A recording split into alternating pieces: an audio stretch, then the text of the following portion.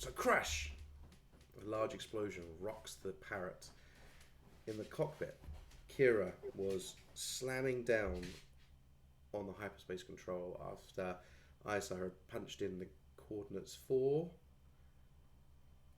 He's going to forget. Corvin, wasn't it Corvin? It was Corvin. There we go. As Kira hits the hyperspace button, you hear this huge crash, and everybody's thrown from their station wherever they were in the ship, whether that being in the hold or the lounging area, the cockpit, everywhere. Everybody is thrown.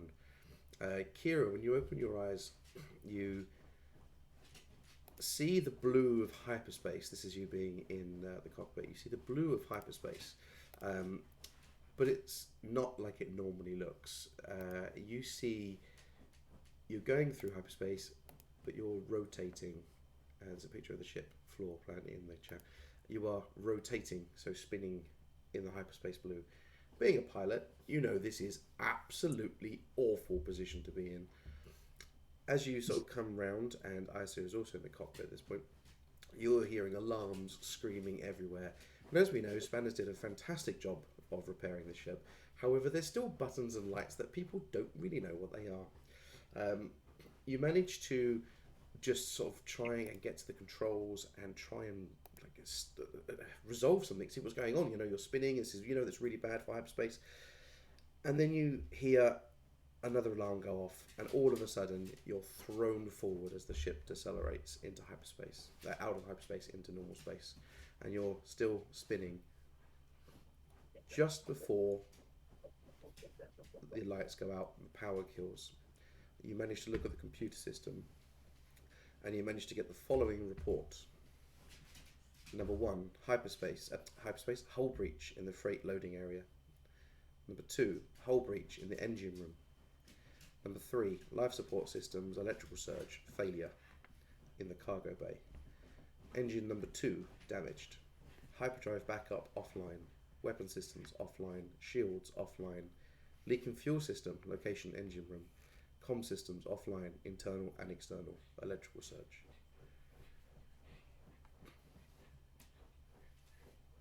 I'm going to start a timer on my phone. And you've got 5 minutes to tell me what you're going to do to try and fix these problems. Can you put the problems in the chat? Yeah. I was like, cue aliens crossover. I was trying to write it down, and then I was like, fuck that. That's a long list. Let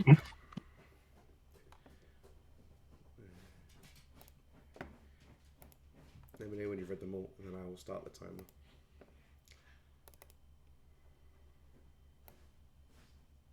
I'm a very slow reader. I need a good, 20 minutes to read this. That'll be a very quiet 20 minutes.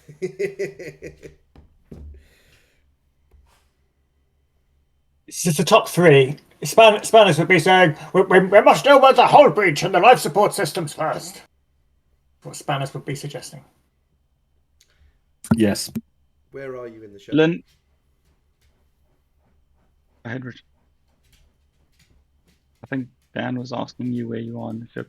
Oh, Spanners, well, he was on early. I reckon he'd probably be in the mid-section. He wouldn't have made it to the cockpit yet.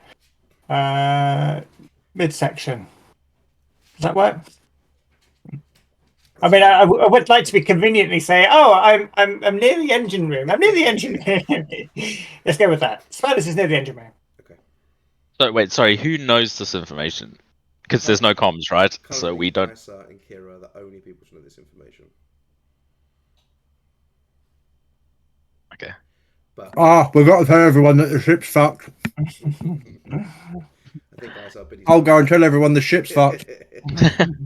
You do that. I'll see if I can get comms back from this side. Okay. I'm gonna fiddle with buttons. I'm going to start my timer, but I'm not going to hold you to it. Don't panic. Go. Tell me what's happening. Lynn was in the cockpit, so she would snap into leadership mode and just start talking to everyone. Are our local comms working? Because I know ship comms are down. But okay, cool. Well, she will talk to Iso and Kira and say, "Don't worry, guys, you've got this. He's already You gone. can do it." She'll follow you out and shout back to Kira, "You've got this. You guys are awesome. Do the good stuff." And she will go and try and motivate other people with her leadership ability wherever she can find them. You're just going to try and figure out if there's anything displaying what's wrong with the comm system, because that seems pertinent to get back online. I think I said electrical surge, didn't I? Yeah, electrical surge. Sorry. So you know that there's been a surge of electricity through the systems, and that's knocked out the internal communication. So you could try a computers check or a mechanics check to try and reroute the comm system through another channel, as they always do in Star Wars. They seem to make shortcut to shortcut to shortcut in order to get it back online. So you could do a hard computers or a hard mechanics check to try and work on that. It's about the same. It's 2 greens, 2 purples. Anything else? Just that. And that's it. 3 purples, I think, isn't It was hard 3 purples. Yeah. Ah, Don't worry, no problem. Yeah. So 1 failure, 1 advantage. So you get onto the console. You're like, right, okay, why isn't this working? Slap it with your fist, and you manage to pull off the panel and sort of take some wires apart and trying to rewire. But although you put something back together, a panel on the other side of the room lights up, but it's not the comm system. Isar, how far have you made it down the ship? Like, how long? I'd say, What's the time? Well, you've got 2.5 minutes left on the timer, but it doesn't matter. Oh, I'm already there, and I've warned everyone, and I'm walking back. I think probably by that point. Don't worry about it. I thought it'd be fun to apply pressure, but it's going to cause trouble with people taking the turns. Yeah. So Isar runs down the corridor. What does he do when he reaches like the common area where people are waiting / spawners? He's a binary brain kind of person, from his race. So he literally just like bang, bang, bang, bang, bang, bang, rattles off what's wrong with the ship, and he goes, "I'm going back to the cockpit," and he goes back to the cockpit. Okay, no worries.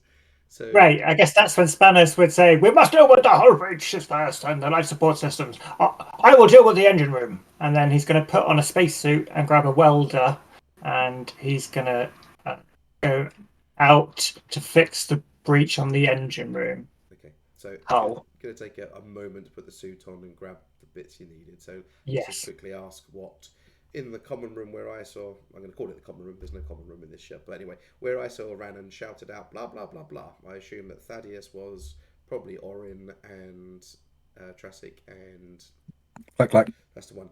So are they going to do anything? Yep. Clack, clack's going to help fix, and she's kind of got some mechanics. So 1 second, let me finish my mouth. Yeah, but he's tongue as well in the crash. yeah, Oren will jump in and help with any like computers, mechanics things. I guess the life support system's electrical surge might be something that computers can fix. Yeah, I figure ISR will go and help with that. Click Clack will help with the. Did you say the cargo bay had hull breach? No, it's not on there. 2, you've got 1 on the freight loading area, which Mhm. is 1 on the, I can't think, I'm trying to ping you on the map, idiot. And 2 in the engine room. Are you counting freight loading as cargo bay? I'm just counting that as like a ramp, like a large ramp going down. I'm not actually counting as the cargo bay because 3 is the cargo bay on that drawing. Okay, cool. Then Click Clack will go and try and deal with the life support, because while he's can kind of maybe survive in space, these fleshy meat bags can't. So ISAR will head back to the cockpit, and Click Clack will go to the life support, and I guess maybe Tricycle will do something like heavy lifting. Who needs help? he'll just go and heavy lift for someone. Kira's gonna move on to doing a scan to see if we have any threats, so we know whether we need shields and weapons at this point or not. Okay, far away. You do the check for the scan. Remix is injured and isn't helping anyone. He's just recovering from the fight. Okay. Ross, you rolled a dice. I saw a dice roll. That was your- just Lynn's leadership role. So that's not a very good, inspiring speech. So Banners gets a blue for the next 3 rounds. Okay. So Spanners, you call out to Tresic because the hull needs like a patch.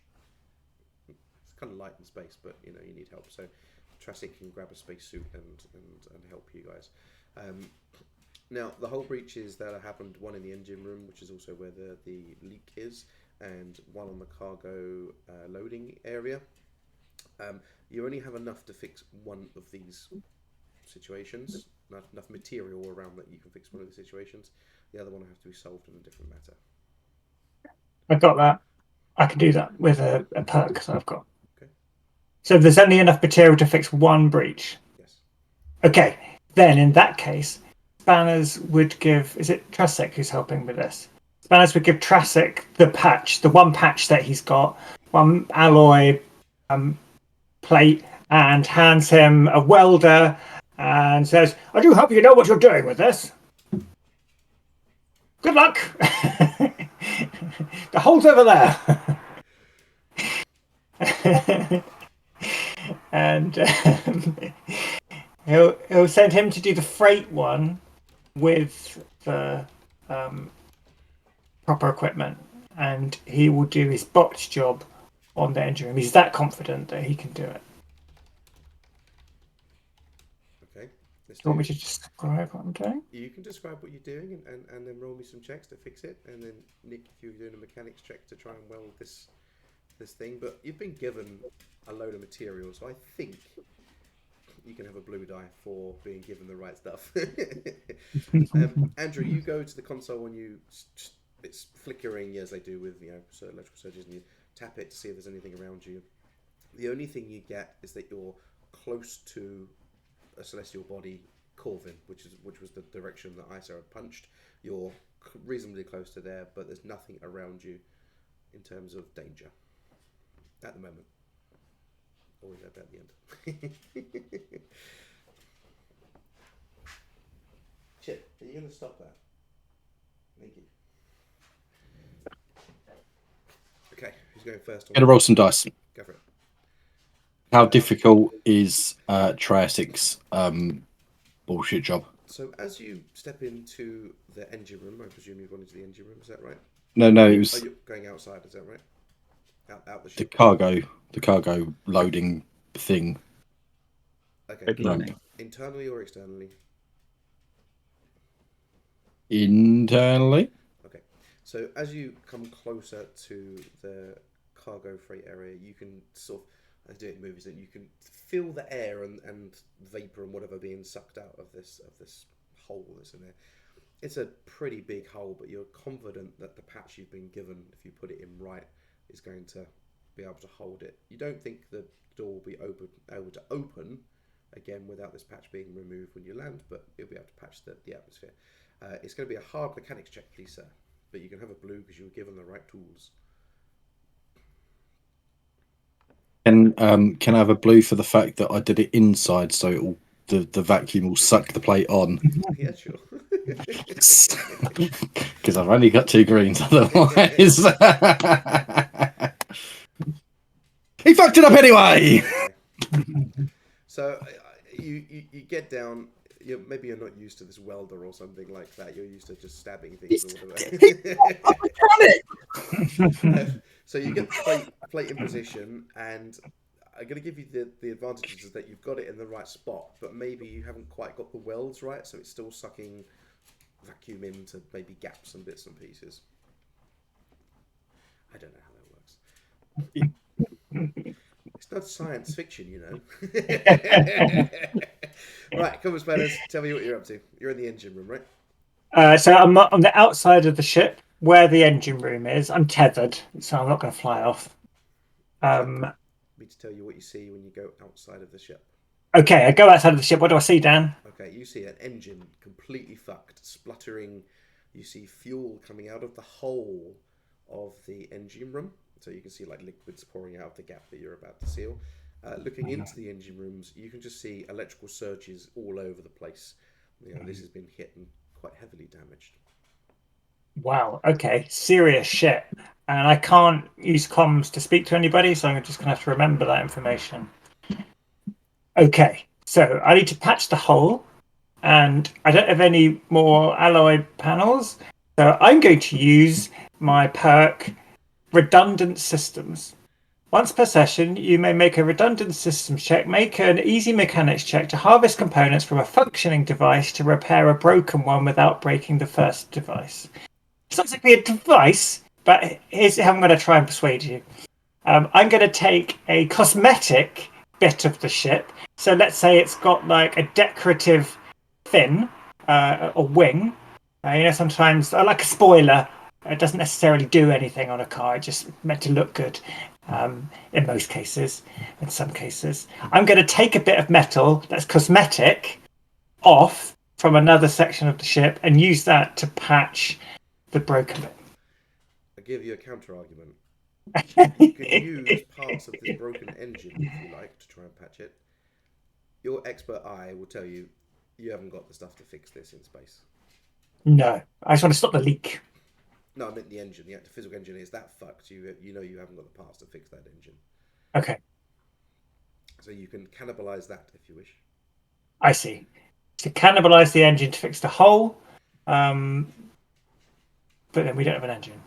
Well, there's two engines on the ship. One's fine. Okay. The other So one. we just sort of go round and round in circles.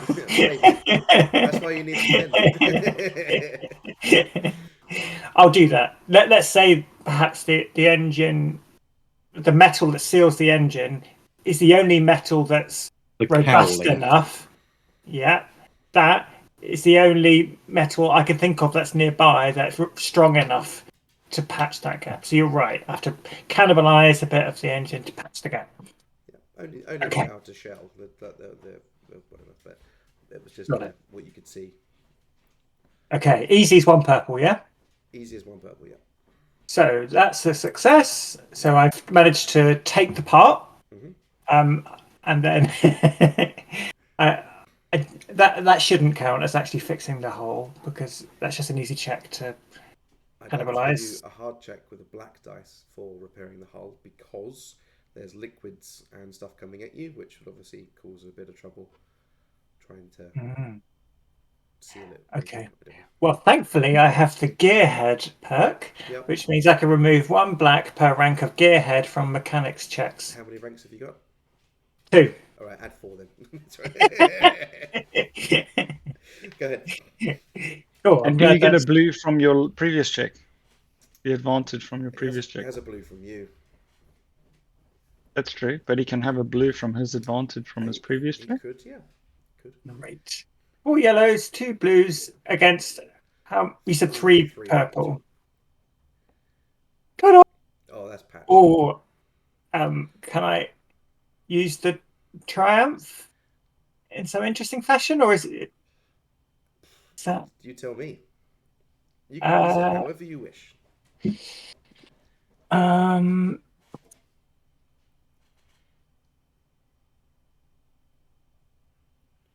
I can't take forever, can I? Do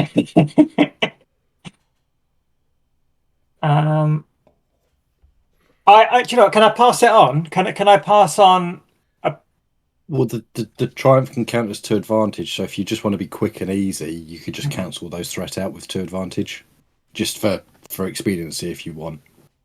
Yeah, let's do that. Thank you. Perfect. So you slap this piece of metal into it and slightly bend it under your sheer strength of arms, and then gaffer tape it, weld it, and then weld it onto the plate. And then you step back, or not step back. Well done to that plate. Yeah, float back ever so slightly, and you can check it, and you can see there's no more atmosphere escaping, and there's no more liquids coming out. Nice. Is anybody in the engine room at this point? Anyone else around there? Thaddeus was going to go in. Okay, so Thaddeus in the engine room. He doesn't need to breathe, does he? So he's fine. Steps in. You see Spanners. Maybe gives you a cheeky smile as he puts his plate on, and you can see the atmosphere stop falling out. It starts to fill with liquid. Obviously, the fuel that was escaping out of the hole has now started to go up. You can find the leak. There's no bother. You can see it. It's over there on the fuel pump. You gonna try and fix it? No, Okay. because I will break it more. I'm certain of it. But I'll find the leak and I'll make sure that I'm pointing at it when Spanish comes in or someone else comes in. It's here. So Spanners is going to take maybe a minute or two to come back round and get in. What's going on in the rest of the ship? Andrew, Oren's gonna head towards life support. Okay. To see if there's anything that can be reset there. It might be the same reset if we're lucky. Yeah. So I'm not sure where that central electronics bit will be, but Well, I've on the ship. I've got it down as number 4. That's why I've assumed all the the electrical circuits go to. So going into the ship from the cockpit down that way, you can see that the console is flashing and sparking in places. So it's going to be a hard computers check to try and reset that specific thing. And it looks like someone might be offering some help. yeah, Click-Clack was also heading that way, so we can combine our skills to be better. I think you might be better. I've got 3 greens, so I might support you. I've got 1 green and 2 yellow, so you could give me a blue. Is that right? Superb. Have a blue. Right, just hard, yeah, Dan. Yes, sir.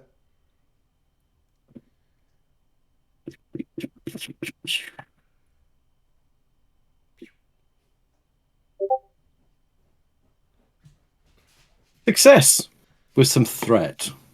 Only a little bit of threat. Yeah, He's done a really, really, really, really poor job of it, but it works. Okay. But it's like, when you open up, so you drive past one of those green cabinets, Yeah. the BT cabinets, and it's just like Cables are wire vomit. yeah. That's how he's left it. The threat is actually spanners.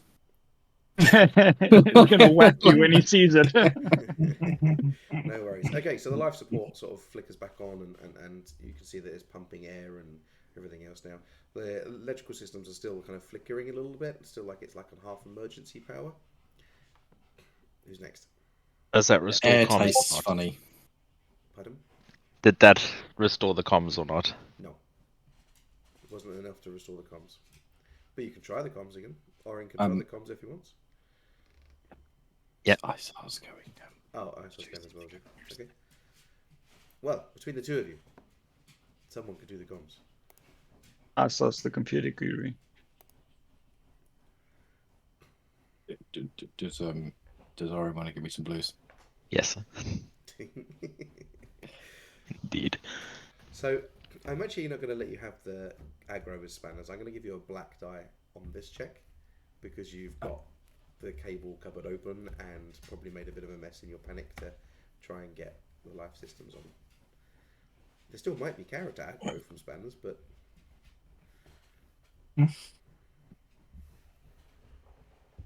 I was just looking at my skills, and my setback removals are all like security devices and defending computer systems and not fixing things.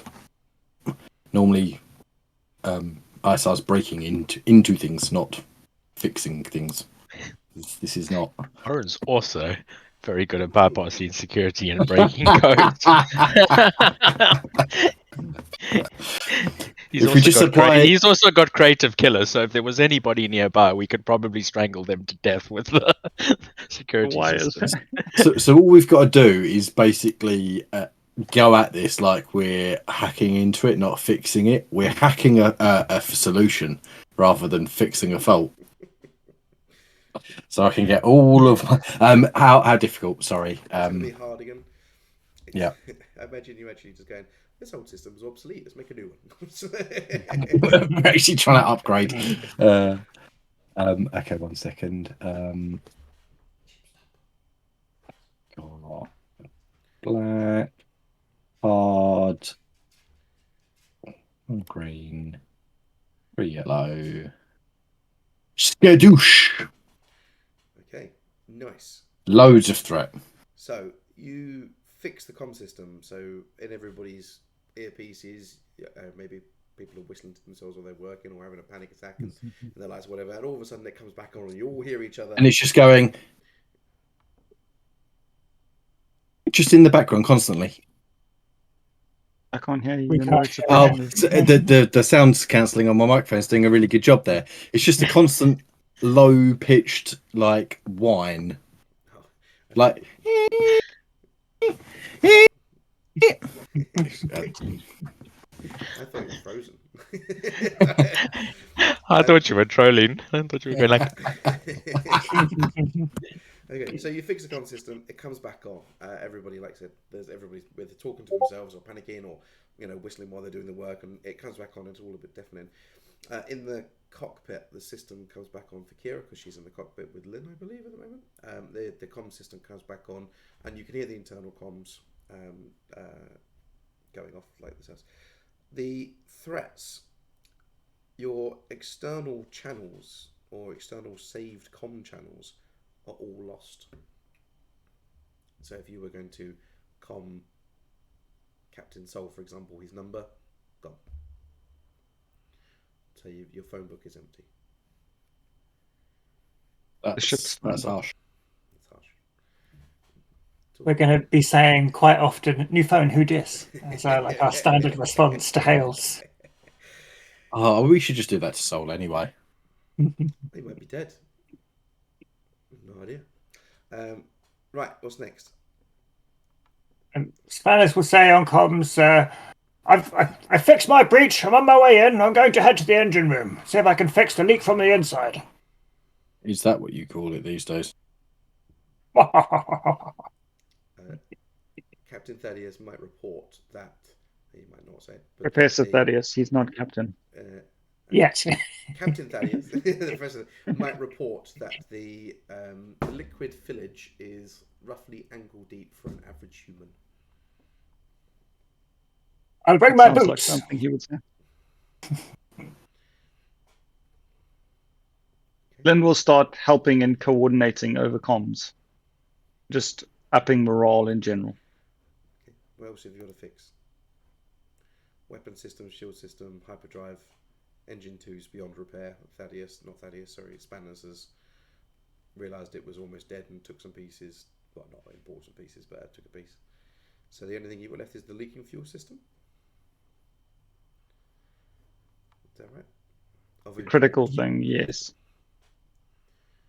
Okay, Spanners, you walk into some liquid filling up the room. Smells funny. He is very careful indeed. He doesn't light up a fag or use a blowtorch or anything like that. He uses manual tools to try and fix this leak. Go ahead. You're going to have... Oh, it doesn't matter. I was going to say 2 black dice, but it's irrelevant to you. It's going to be hard then with 2 black dice because it's all slippery and covered in fuel. Hard being 3. Yes. You get a blue dice because Thaddeus is helping you. Yeah. Nice. He's standing there just pointing So, it. Thank you, Thaddeus. Good work. Fucking hell. That is amazing. Okay. He does it perfectly without even using electrical tools, just manual tools, just a manual screwdriver.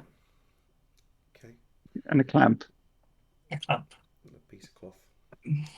I don't even know how to use your threats, so we'll think about them later. The room is still full of fuel. Well, yes. Fuel. You're going to have to the pump's broken. You have to manually put this fuel back in. With a bucket. With a bucket. You're going to have to Thaddeus siphon gets it a bucket. with a tube. Yep, Thaddeus gets a bucket and starts sorting out the fuel. Okay, the critical systems are fixed. You've got power, you've got communications, you've got a little bit of air leaking out of the weld in... Well, I don't know. Yeah, you did get failures, you know. Tricyc goes, yeah, this is still broken, by the way. Guys, why did you ask me to do this, Spanners? I don't know I'll what get I'm to doing. it. I'll get to it. Well done for trying. You get a participation award. Can Kira do a gunnery check, to, like sort of roll across to the other side of the cockpit and see what's going on with shields and weapon systems, if there's any diagnostics? Roll a gunnery check. Yeah. Gunnery That check. checks out. To run a diagnostics on the gunning Complex system. targeting computers and automated weapon Oh. mounts are often used with large-scale weapons. Sorry, Operating this equipment falls under gunnery. I heard gunnery check because I want to roll over, so I was like, huh? I was like, okay, no worries. No. She's gonna get her office chair and roll over to the I, gunnery I console. want to use an acrobatics check to weld this hole. No, sorry about that. Okay, yes, you can do a gunnery check if you like to try and check those systems. How hard? Hard. Do. Hey. Nice. Congratulations, the gunnery systems are still offline. I know why. Needs to be rewired in the cupboard. Some form of electrical surge needs to be bypassed. You can send somebody to the cupboard if you like. Run a diagnostic on the weapons system, and is that including the shields? Yeah, you can do. I mean, to be honest, you're not going to get into a fight. It was just things to see what you pick as important, so it's not a bother. Cool. Sorry. Yeah. Needs Can to be somebody go fused. to cupboard 6B and rewire the weapon system? Okay, fine. They come back online and everything's fine with them. They're not damaged in any other particular way. Okay. Is the hyperdrive back online? Well, the backup hyperdrive is gone, so the hyperdrive backup is offline. That's gone, but the main hyperdrive will be usable. Do we have enough fuel to jump to? How much fuel do we have? I'm not on the ship. Well, We've is got that a loads of fuel. piloting check or? We can get across the galaxy with the amount of fuel we've got. You can see on the system now, it's come back online diagnosis that you've lost probably about a third of your fuel reserve. that's fine. Yeah, that's okay. Okay. So I'm going to finish off the welding on the freight loading area now that I've fixed the leak. What difficulty do you want for that? I'm not going to make you roll for it. It's you can go over and pedantically say to Jurassic, "Good job, but you just missed this, and this." So and just sort of maybe show him as it goes. He's spot welded rather than seam welded. Nice. Yes. Okay. So over the course of, say 5 minutes, I did on time. Over the course of a few hours, you fix these problems. The core system. Sorry. The hazardous problems you fix as quickly as possible, then you just fix up some other bits and pieces. And after a while, it's quite clear that the gravity of the situation. You were thrust into this have to repair or die situation. And then kind of as you sort of all come together as things are being fixed and cupboards are being closed and cables reconnected, you kind of get together in the... common area. There's not really a common area on the ship anyway. 13, wherever it is, I think it's the gallery or something like that, whatever, the eating place. And it's a dome-shaped parlour. It's a common area. Okay, common area. And you all sort of just sit and look at each other and go, whoa, what the hell happened in the last 8 hours? Half of you were on the planet finding out what the surgeon had really been up to.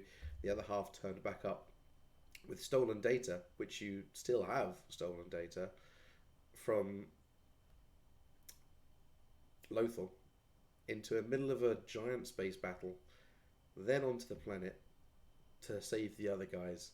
Well, maybe save, how you want to put it, to get collectively together, and then shot off into space. Well, there's pretty heavy. How's everybody feeling? 9 out of 16 for strain.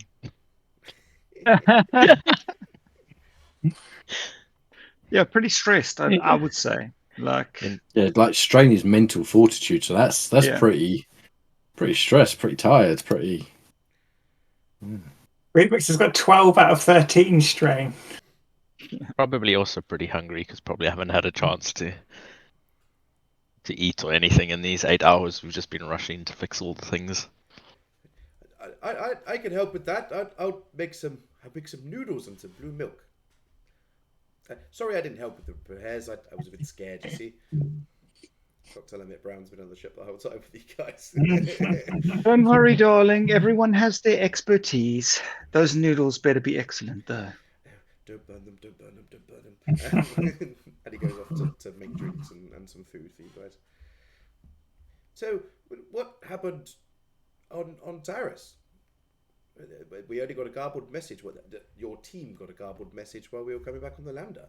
And then all of a sudden there was explosions and gunfire and we were back on the ship and...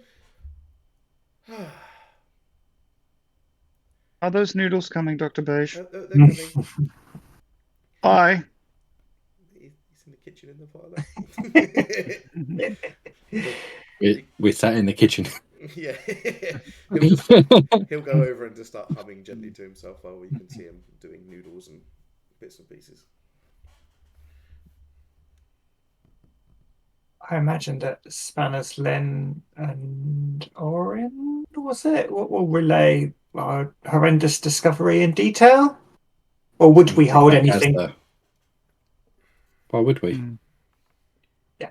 Cool. We outlined the horrendous discovery in detail. Click will give the datas that he's pulled to ISAR, who will then take a copy of it himself. This might be something that we should distribute in case someone comes looking for it. And ISAR will say, yes, I'll make copies for everyone for backup. And he downloads a load of USB sticks. They aren't USB sticks, they're like crystal things, aren't they? But he'll hand one out to everyone. This is an insurance policy. They're very similar doing them one after another. I just did both of them together. So, Oren's, with his background, is going to wonder if there was sabotage, which he's going to voice out loud at this point. So, does anybody think this might have been an inside job of some sort that caused this explosion? On the ship? On the ship, yes. No, we got shot by a missile. Yeah. Yeah, it was a missile that was fired Okay. by the duck egg. So at the end of the last episode... So the surgeon shot us as we were jumping into hyperspace. Okay. Orin wasn't in the cockpit, so maybe Orin just didn't hear the missile coming along going off. And Kira didn't tell Orin. It was like, no, darling, it was a missile. Big explosion thing. Now role play that with yourself. There we go.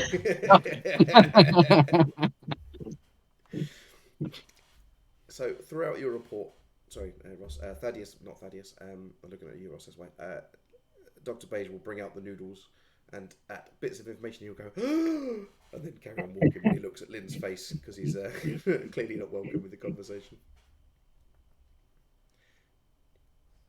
Sorry, Ross. At the end of it all, Lynn's going to look around and just say to everyone, well, I kind of feel like we were the ones doing all of the surgeon's dirty work. Like, I know he had a bunch of contacts, and I know that he had a wonderful base of operations for us, but I don't think there's any reason we can't do what he was doing. We've got all the expertise we need right here in this room. Dr. Beige excluded. Oh. What do you guys say? Shall we give it a crack? Shall we form our own little syndicate? I'm glad you said what you've just said there, because I thought you were suggesting that we all conduct genetic experiments on ourselves. I was getting a little bit worried there. I'm already Transnotion enough for my own. Thank you very much. It's just two arms just go.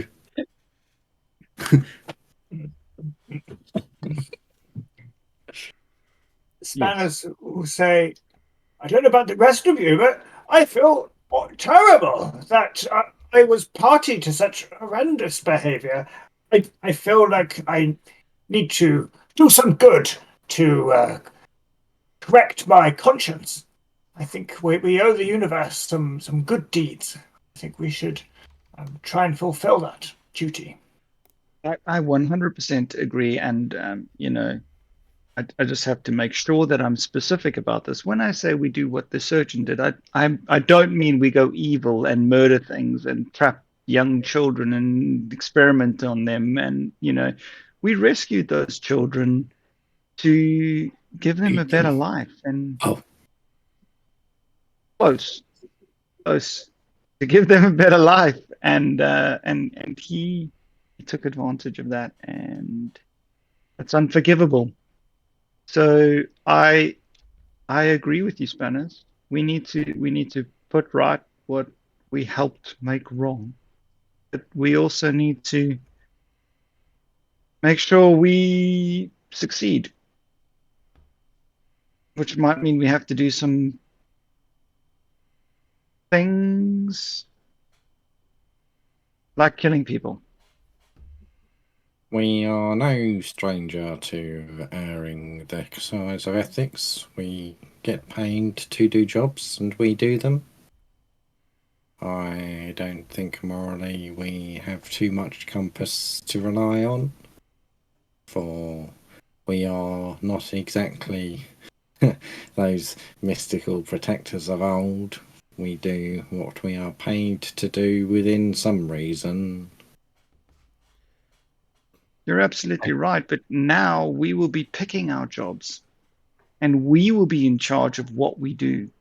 So we do need to have more of a moral compass, so we don't stray the way the surgeon strayed.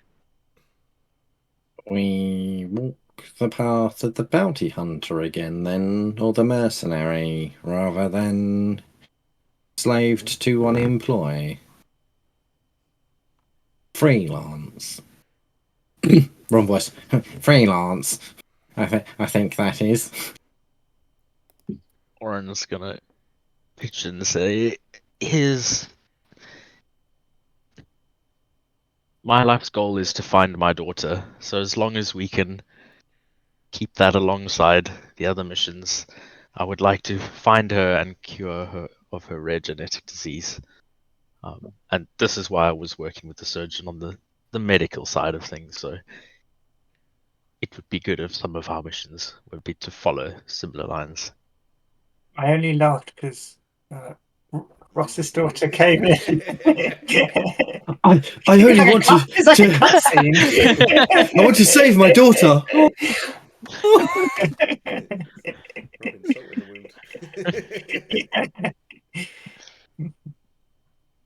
wound. Oren, darling, do you know how much progress the surgeon had made with that investigation? Did he share any of his findings? So do you know if he actually worked on it at all? No, I do not. Perhaps some of his work within the royal blood to regenerate would have been key in that research. We don't know. Perhaps we should read the notes and see if there is potential application there. It's a fantastic idea, Asel. It seems with our limping ship we might have that time. Kira is gonna pitch in and say, as long as we can have some fast flights and fast drives, I'm in this plan. I know I don't have a voice in this matter, but I kind of feel like part of the crew. I mean, you've gone on missions with me and rescued me, which was very daring of you. I don't have a home. Can I please join your merry band? I don't mind cooking, and I don't mind cleaning, and I have an expertise in ancient things. I may be used to.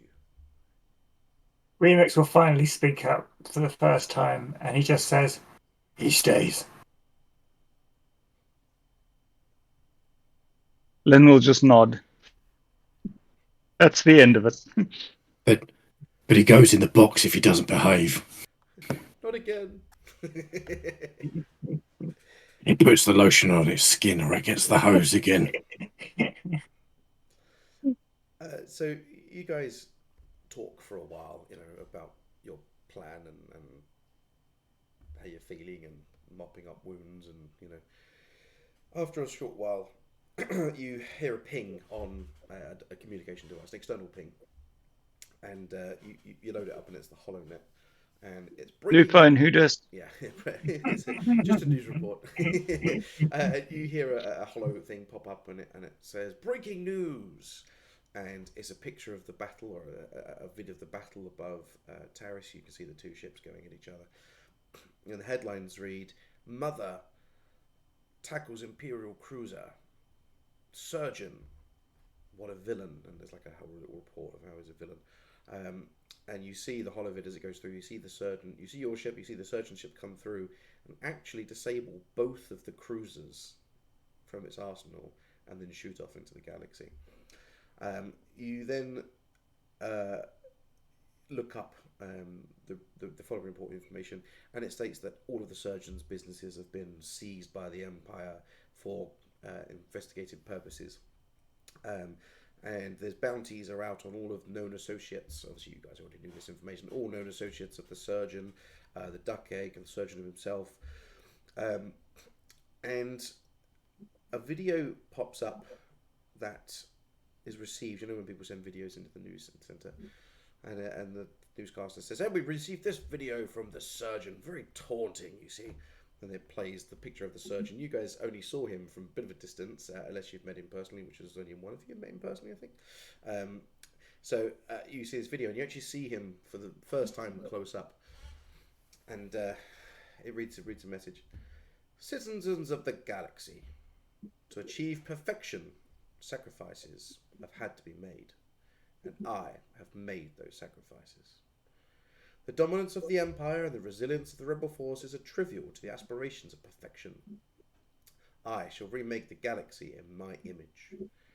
Perfect the galaxy as I have done to myself, and now one planet at a time. To those who are loyal to me, seek me out and join my cause. For those who oppose me, I shall leave your corpses for the galaxy to bear. Finally, to my former employees, thank you for your service. I wish you well in your struggles ahead, but I warn you, seek me out and know death." And then the vid report cuts off, the holo report cuts off. What an arrogant fucktard.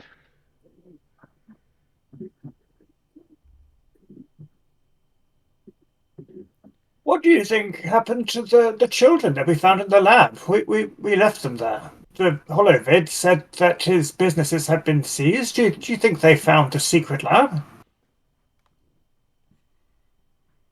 It was out in a hidden place. It took us quite a while to find it. We perhaps hope that they have not, and we should probably go back and do something about those orphans.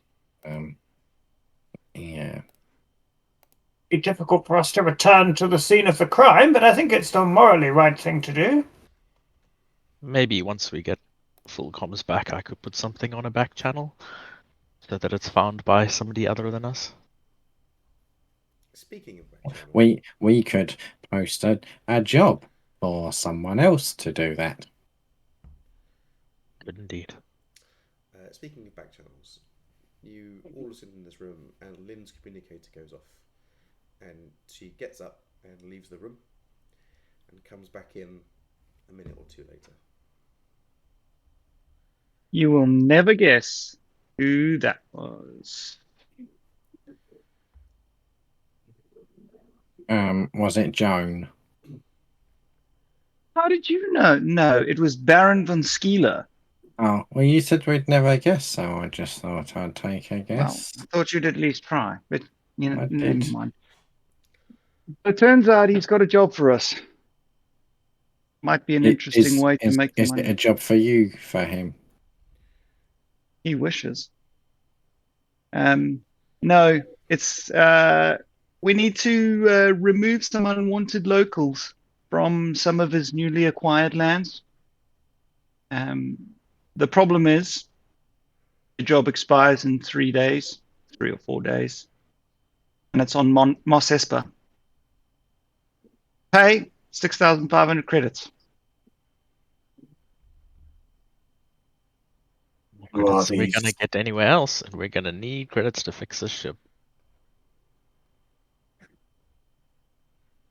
Who are these locals? What are we It up was against? not specific. Hmm.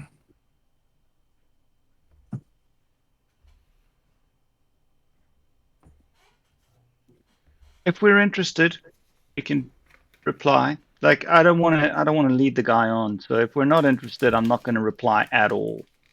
But if we're interested, then we can ask for more information. First question is, can we make it to Mos Espa in the deadline? Yes, I think I could get the ship there. I think Right. I'll be the one getting the ship there. I mean, I can get the engines working. I'm certainly not piloting it. It might be worth going somewhere like Mos Espa with the supply chains for repairing of the ship to get it back in functional order. It could be beneficial in more than one way. I have an idea for that. I actually know an engineer. Now, spanners, don't get your knickers in a knot. I know an engineer, okay? He's not as good as you, but he works the shipyards on Corelli? Corellia. Is that right? Corellia. On Corellia. And he owes me a favor. So with all of the, extra work around there, he's got all the tools he needs for fixing stuff. We could go and dock there. I know it's Imperial controlled. Oh God, I did not know that. But it's Imperial controlled. But he's solid. I reckon he'll give us a good rate. And Spanners, you can still do all the work, but he'll have everything we need. It's a good thing that while we were poking around in that Imperial facility that someone wiped all of our records from the surgeon's file.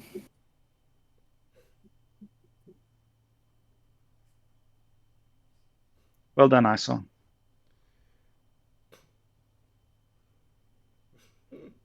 That would be agreeable. I do need some help. You wouldn't have time to do Corellia. No. This would be after, but we could hit Mos Espa first. We'd need the credits, right? We definitely need the credits to make these fixes. It's I'm pretty sure you've got some credits for the ship somewhere. That was for a gunnery console, but that's less of a priority now. We can go and patch it up on Mos Espa, do a job, get seen working for someone else, then go and fix the ship properly. And knowing Von Skila, he has his fingers in so many pies. And before you make a joke, I know. But what I'm saying is he might have more jobs for us after this if we pull this one off.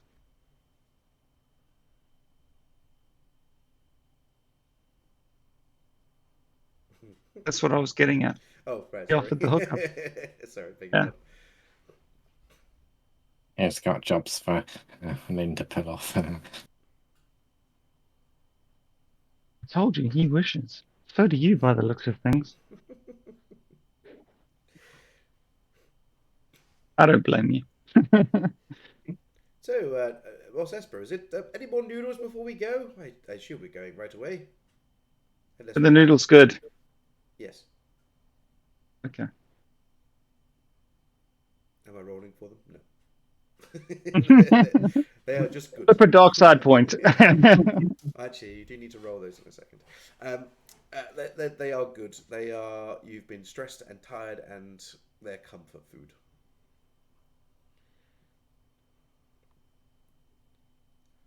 Once the meal has been resolved and we've agreed the plan, Spanners will go off to get the ship working.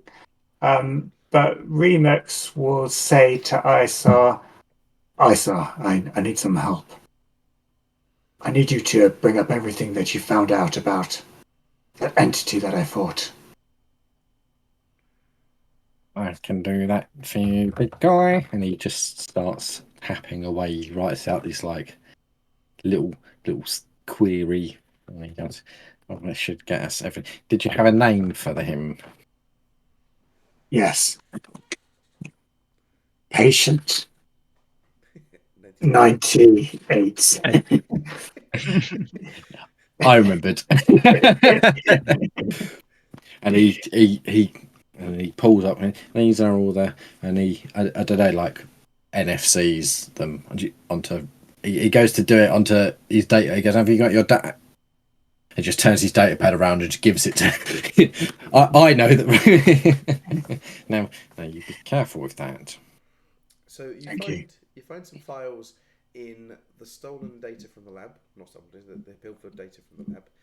You also find some data from the lab on Lothal, all with, I assume this is like highlighting patient 98 in the text, as it were, as you scroll down. There's occasionally a few pictures of him on the table, sprawled out, and like cuts and things being made. There is videos of him being injected with all kinds of like liquids and chemicals, him writhing in pain after this happened. There's also videos of him using the Force. Obviously, Remix would know what that is. The other guys maybe not. Where he's picking things up, and dropping them or throwing them across the room. You can also see that the surgeon is making him fight. He's battling with some of these urchin creatures, some bigger things, men, robots, and all the while you can see him getting more and more angry. The more and more angry he gets, the more powerful he gets, and his eyes go yellow like they do, and crackled. But the last entry that you find was him being injected with the similar looking serum that the surgeon injected himself with, and it didn't appear to have any external adverse effects on him. But there's nothing about where he came from, what his name was before, could have been picked up as a drifter or anything like that. Okay. Remix will finish looking, and he'll look very solemn and say, "Thank you, Isar." Pass it back. And then he'll go off and rest. So it would take 24 hours to get to, this is for purpose of healing, 24 hours to get, 3 days to get to Mos Espa from here in hyperspace. You can recover 1 hit point every 24 hours without using any other medical bits. I will use other medical bits. How often does a stim pack work? Is it every 24 hours you get the max? I can't remember the rule on that one, but I would say 24 hours of effectiveness, yeah. So between reset all your strain, reset your hit points for the purposes of this. So, maybe you do medical checks on each other and help each other out and fix things and use a bit of Bacta over the course of the spray. Yeah. So, Spanners, when you go up to the engine room and the cockpit and talk to Kira between each other, you manage to fire up and divert the power from engine 2 to engine 1, knowing that it's not going to fire and give enough power. And that gives it a boost of power enough that it will get you there in that 3 days safely. If you pushed it any further, you'd likely blow up. And you don't go around in circles, don't worry. Kira, you can punch in the, you know where you're going, you just got to search around the astrogation checks and punch in the coordinates for there, and then you can hit the button. And it's a bit juddery, but it goes into hyperspace, and you look at all the levels and the computer reports, and everything's steady. So you know that it's safe to leave it doing what it's going to do, rest, etc. And as soon as we launch, Lynn will find Remix. Like once he's spoken to Isar, he's gone off to his chamber, Lynn will go and just try and catch him. Remix? Remix, are you there? Yes, I'm resting. Yes. You open the door and he's like curled up in a fetal position on his side. He doesn't look great. She'll sit like right behind you, like by your head, and just like put her hand on your head, just kind of like motherly, you know, how a mother would do it, just like, "Are you all right?" I will be. That was challenging. It took everything out of me. But I managed to defeat that thing, whatever it was. I saw that. You were quite ferocious in combat. But I'm worried that it's more than just your body that was damaged. Might be accurate. Well, I don't want to push, but if you want to talk about it, you can trust me. You know that.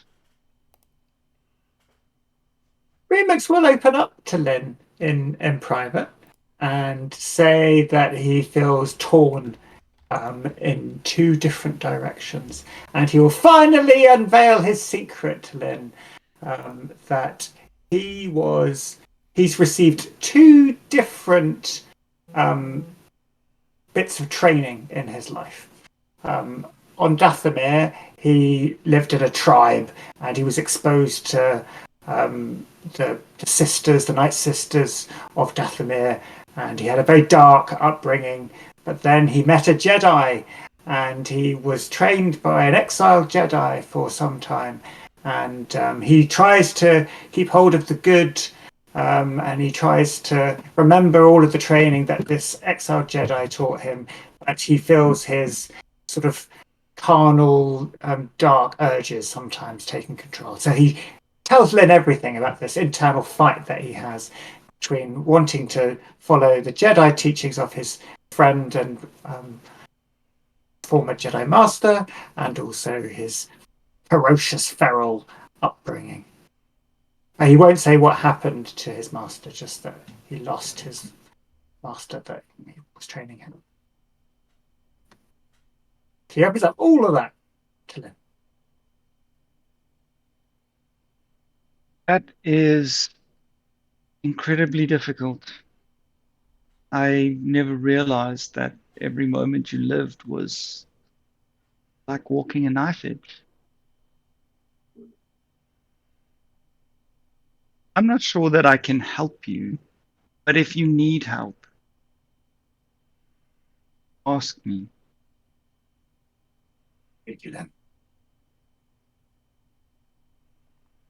I'll leave you to rest now.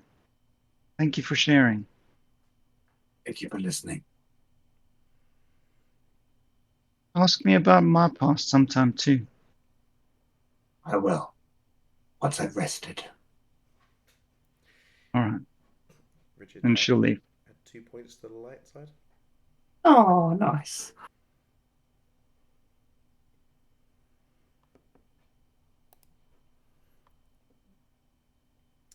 Anything that Kira's doing in the 36 hours, or Oren? Other than resting, probably like everybody else. Yeah, mostly resting. Oren might just have an offhanded conversation. I saw about how we need to get better at computers, that I'm not hacking after that poor attempt. just some sort of like light banter, and then head on back to. I need to take a CompTIA Plus certificate course in computer support and repair, probably. Yes, I wouldn't want the others to know exactly what went down in that wiring. What happened in the stop clip stayed in the cockpit. I have a timeline question. Is Kira's speeder on this ship? Yeah, I'm getting a nod from someone. Okay, it's here. It's our main ship, right? All of our main stuff would have been on here. Or... Well, not. There's loads of stuff on the duck egg because there was obviously where your sleeping quarters were. So anything that you didn't have on your person at the time is still on the duck egg. But Kira wouldn't have been keeping a speeder in her bedroom. No, that's why I was asking because we've taken it off planet before as well, haven't we? Yeah. I came from off planet. Yeah, we stole it Here off is- planet. Okay, that's fine. That's why I was just checking. I thought it probably I- would be here, but I couldn't remember because it wasn't just that one, right? We had more than one when we were on that other planet. you stole We one. sold the other ones. Yeah, the other ones were Yeah. gone, and you stole the speeder, which was on Tatooine in Mos Eisley.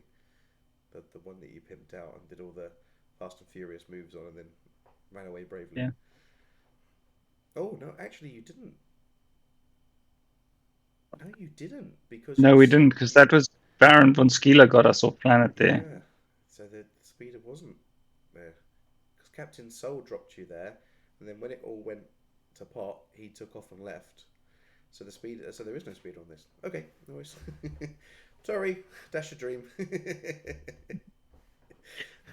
Kira searches Gumtree for some secondhand speeders. You definitely find some. Esper.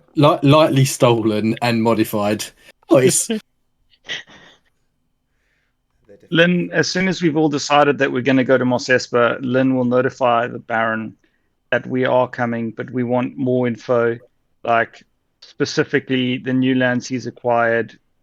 What's the situation with the locals? What locals? Is it wildlife? Is it people? You know, those types of things. And was the property legally acquired or illegally acquired? And do they have rights to live there? Are we violating any accords, etc.? That kind of information. Glazed over at the first question. So are you asking for that? He'll tell you. He'll give you all of the information when you arrive on planet. Okay, I'll make a snarky response to that saying, if this is some bullshit, you're paying for our fuel, whether we take the mission or not. Yeah, go response.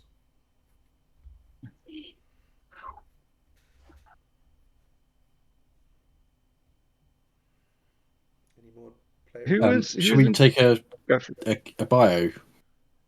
Get drinks and wee and stuff. Giving we. Yeah. Sure.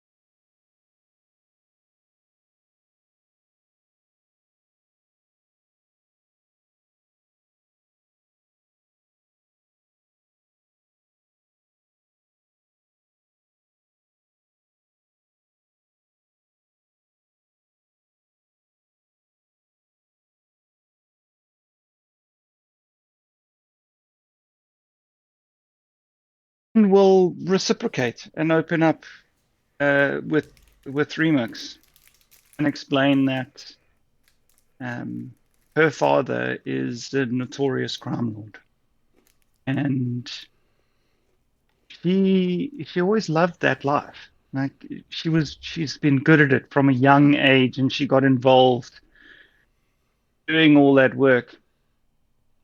But her father was just like so crooked, and there was just so many lies and so much, like even internally, even inside the family, like to her mom, who she absolutely adored her mom, and it led to like a horrible rift in the family, and it was just the lies that basically destroyed the relationship entirely. And her mom took her own life. She couldn't put up with it anymore, couldn't deal with it. And so shortly after this happened, Lynn took off on her own and said she wanted nothing to do with her father. She's going to build her own criminal empire. And but she's going to do it her way. And she's going to do it without lying. And that's where her father sent Thaddeus with. So Thaddeus was in her father's employ, and Thaddeus and her were fitted with a universal comms chip. So that's the one that works no matter how far the distance is between you. And it's always open. So Thaddeus hears everything that Lynn says. And the thing is, if she ever lies, then Thaddeus is instructed to take her back to her father, and he, like the agreement that they struck, he would leave her alone as long as she didn't lie. If she ever lied, Thaddeus would forcibly take her back to her father's employ, and she would work for her father. So it's like her father called her bluff. So I don't reckon you can actually do it. So I'm going to put in this failsafe. Yeah. And Thaddeus is obviously tasked with protecting her too. Like, so it's a double thing. That's her story. Remix will say, I respect you for wanting to do it your way and finding a moral way to continue the profession that you are so good at. Thank you. It sounds like you are also torn in your own way. And I hope that you're able to navigate this path and maintain your dignity and morals. Well, I'm going to need some help on that front. You have my sword. You have my breast.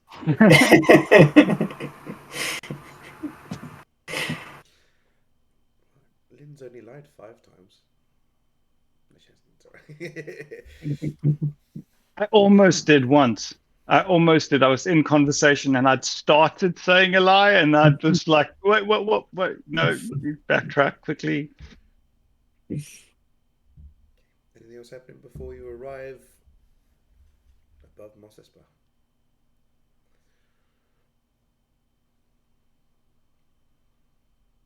Right. Shall we go and meet with the Baron?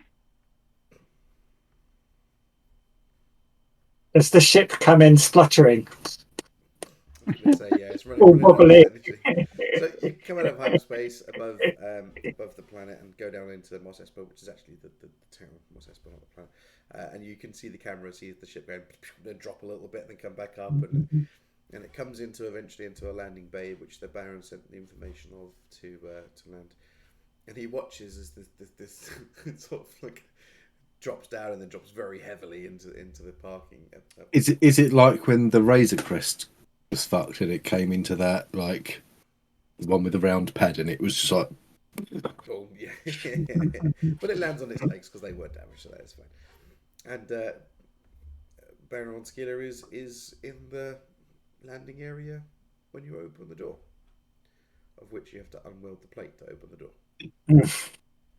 That's already. Banners!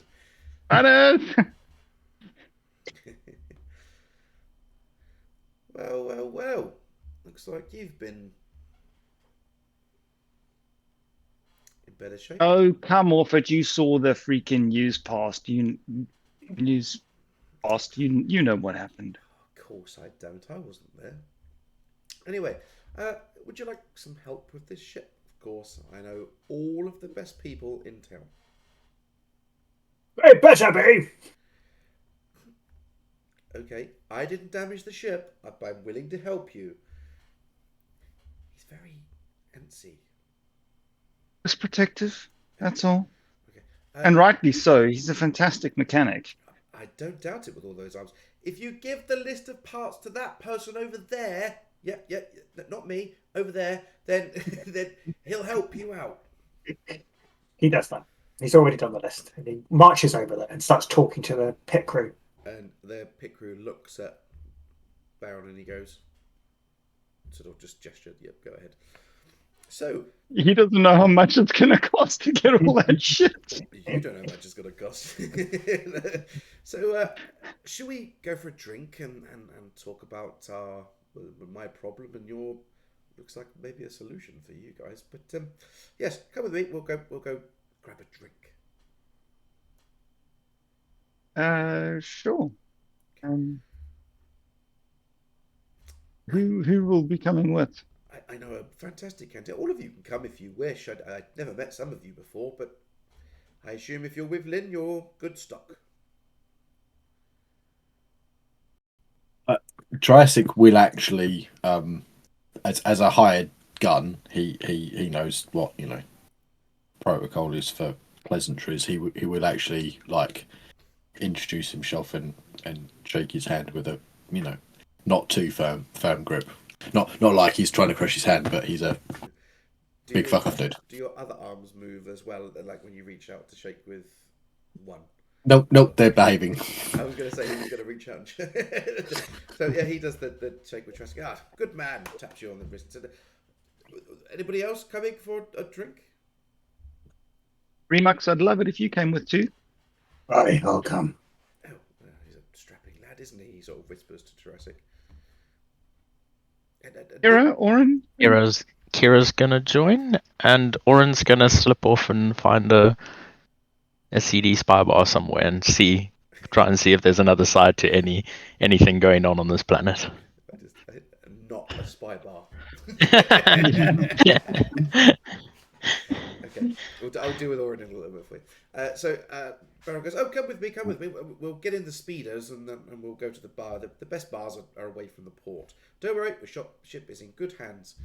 And as you come away, you see Dr. Lambert come down the road. So, wait, I'll come with you. And as you walk out, And ISO goes, I think I might stay back in the ship and do some searching of the hollow net and see what's actually out there. you go before Dr. Lambert catches you. So Baron von Skill is schmoozing you as he leads you out of the spaceport, and he goes, yes, right, you step into that speeder, and he climbs into a really posh one at the front, which has got like a droid driver. He goes, yeah, follow behind in that one, and it's like a not so nice one, but like it can sit all of you together. Like I imagine like a safari one, maybe. Is there space on his one? Yes, but he doesn't invite you to sit with him. Lynn will get in there. That's where my cane sits. I'll hold your cane. Don't trust you with my cane. Okay. Yes, come on, driver. Take us to the bar. And a few minutes later, it takes you through a town. And lots of people sort of stare at you as you go past because you guys are sitting on like a train car, I guess, behind him. And he pulls up to this really nice bar. It's decorated very nicely on the external. It's got like palm and green bushy trees out the front to the entrance. And inside is clearly a luxury bar compared to what you would expect on Mos Espa being Tatooine. And he clicks his finger at the concierge, and they take you straight to a table. Designated goes, "It's my private booth. I come here quite often, you see. Drinks all round, please, thank you." And he goes, "Right, so, Lynn, you gave me a list," and he pulls out a data pad and goes, "So you wanted to know. Why did you ask so many questions? Right, here is the property deed." He flips out a hollow pad, and he can show you the deeds clearly been purchased, and you can see it's been purchased from the huts. And you can see there was a credit transaction. You can go on the public domain and search the land registry for Tatooine or wherever you want to, and you can find that it's all legitimate. Go, see, I own the land. I bought it. I bought it on good information that there's a good mining facility around, not facility, a good mine to be made out of the local mountains. But aptly, very interestingly, this place that I need you to go and remove some unwanted people, things, whatever you want to call them, it's called Fort Tuscan. I sent a load of settlers out there to man the fort. It's been there for a very long time. Bring it up to some more luxury standards, because it was just, well, not very good when I saw it last. But anyway, and unfortunately, I'd lost contact with them 2 weeks ago. And I need your help. I need some muscle to go to Fort Tuscan and find out the fate of these people. It might be they've got communication errors, and it's an awfully long walk to come back. I mean, it would take you 6 weeks to walk the distance. But with a couple of speeders, it'll take you a few days, and then you could be there quickly and find out what's happened. Is this group one of the like notorious Tuscan raiding bands, or are they just like a peaceable? No, the people there were people I sent. Oh, I know, but I mean the Tuscans you wanted to get rid of. I haven't said anything about Tuscans to get rid of. Didn't you? No. You did say about removing people on your land. Oh, well, I told you the fort was called Fort Tuscan. I didn't say there was any Tuscans there.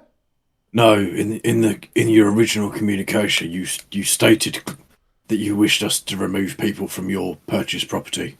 Oh, yes. Well, I'm assuming that the settlers have met an ill fate, and well, I want whatever's done it cleared, so I can send some more.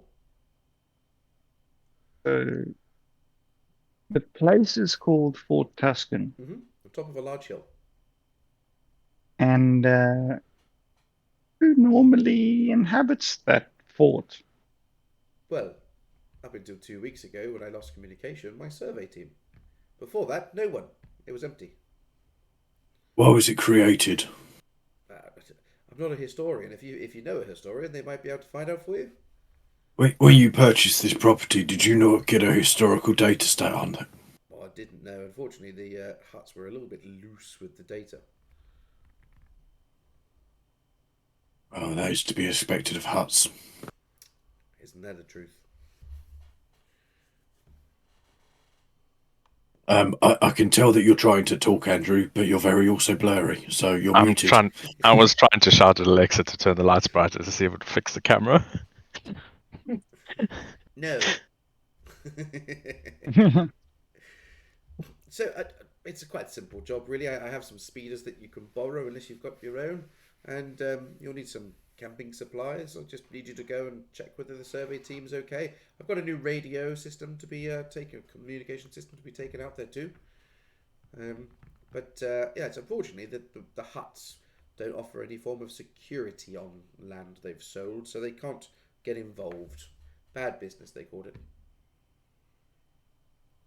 Do you know somewhere that we can purchase a speeder of our own so that in the event of survivors we can leave them with a speeder? Oh, yes, there's speeders, and speeders just down by the port. And Triassic just gives Kira some, like, not side eye, but like a glance. Yeah. It's next to guns, and noodles. Kira was not paying a lot of attention, and then suddenly she just has like slightly more of a smile on her face, but not being obvious. Yeah, the driver can take you down there if you like, Kira. I've still got things to discuss with these. Just tell them that put it on my account, and they'll sort it with me later. Sounds good. I hope you have a big account. Well, I hope you guys don't spend too much of your money. I didn't offer it for free. I offered this job for a credit price. I can deduct any expenses from it. That's fair. How's your relation? I was just going to say, please don't spend too much. The job was 6 grand, right? 6.5. 6.5. So 10 grand speeder sounds about right. Yeah. And wasn't this speeder for getting his guys back anyway? Well, he said he'd have some speeders for us to go out there, but if we go out there and we find people, I thought it would be sensible for them to have a speeder. So rather than fill 2 speeders, we could go in 3 half-filled speeders. You could change it if you like and have a sand skiff, which is like the Jabba thingy-majigs. Not the big one, but the smaller ones. If you wanted. And talking about that, I think we should also roll some white dice. Whoa! What a segue. It rolls. Roll destiny. Oh, Roll D-nuts. nice work, everyone. Getting a lot of the good stuff going on there. That's disappointing. So the deadline for this job was 4 days. No, days. I just needed right? someone to arrive within that time period. Okay. You can take as long as you Right. like, but the quicker you get done, the quicker you get paid. All right. I can have the speeders and supplies brought to the hangar for first thing in the morning if you like, unless you want to head out straight away. What time of day is it? Afternoon. Might be a good time to leave actually, as it starts to cool for the desert. We'd have to spend the night in the desert then. I've slept in worse places than the desert. So have I. If we take a skiff, we can sleep on board.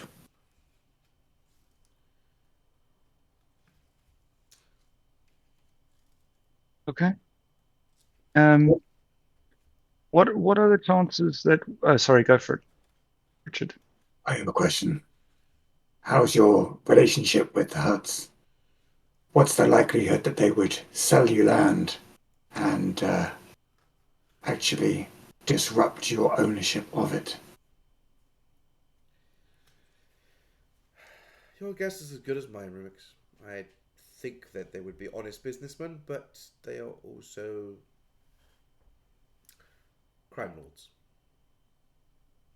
Something to consider. The Huts are troublesome to deal with, but typically they don't run bad business. It's bad for their own reputation. I see. It's not today, say it's not some power-hungry young Hut, though, trying to worm in. Get it? Well. Very, very good. I got it. I'm very ashamed of myself right now.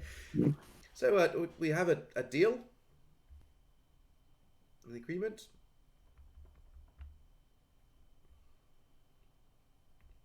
Fantastic. Cheers. Yes. Right, if you excuse me, I have some other business to attend to. Well, damn it! I was going to try and negotiate on the price, but never mind that. I'll pick it up next. When I mean other business to attend to, I mean here. Okay. I will have the. We'll see ourselves out then. Yes, thank you very much, Resic. I'll have the supplies and speeders delivered to you immediately, if you wish to leave this afternoon. Happy hunting, and look out for the crate dragon. Yes, good luck. Well, if you want to hire me to be your arm candy for the afternoon, happy to stick around for a couple of credits. Well, you could have been Mrs. Baron von Skeeler, but that ship has passed. Are you married? No. Don't think the ship has passed then. Mm. I'll just run my finger along his cheek as I walk out. Oh, hello. and he moves on to talk to somebody else in the bar. Kira, you get delivered to the speeder shop.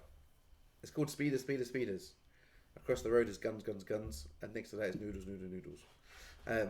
It's a sort of a large open junk shop. You can see a couple of speeders out the front that have clearly been either put together from stolen parts, polished up to look like a polished turd, as it were.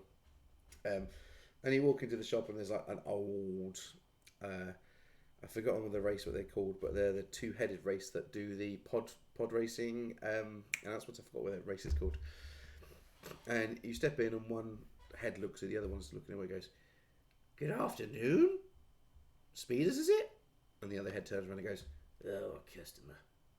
Right, you deal with this one." And he turns back the other way. "So, what type of speeder do you need?" I'm gonna have a look around. I'll know what I want when I see it. "Oh, he's going to look around, is he?" Sorry, beg your pardon. "Yes, he's going to look around in the stock. Don't scare off the customers." Customers waste my time. Let's just have a conversation. "Come back when you've had a look."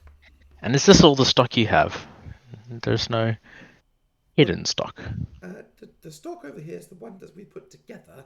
There's lots of parts out the back. Might have to take a look out there later. She goes immediately just to look at the ones that are there and sees if there's anything that looks serviceable. They look like they're working. The shopkeep will come over and you go, "Oh, I had to get the keys to turn these on." You hear it turn on. It goes like a normal speeder. Probably maybe the engine's misfiring every now and then, but it looks serviceable. All three of them that are out the front look perfectly fine, like speeder bikes, and there's like one speeder. All look perfectly fine and serviceable. She goes, they all work. I mean, they're all made from parts of speeders. See, we collect the parts, and so do the little ones from the races. All the rich boys crush their carts, and then we take them, you see, and build up new ones and sell them on. Shh, don't tell everybody. Oh, your secret is safe with me. Which one has the best parts? Yeah, that one over there. Can Kira tell if that's truth or lie by looking at the parts? You can do a. I've got the roll. Go on, help me out, guys. What's the roll? Perception. It's perception or is it like Maybe you could use investigation? you could use a planetary piloting check to impart your knowledge of drivable vehicles into this situation. Yeah, I think that would be. Or streetwise. I think the piloting one. Like, I think it's like I want to know about I want to look at the vehicle and see if I'm not just getting sold a pile of junk, and that's might be worse than the one next door, if that makes sense. Okay. You use your Difficulty? extensive knowledge of ships to identify the core parts that actually make this vehicle up and tell whether they're good units or not.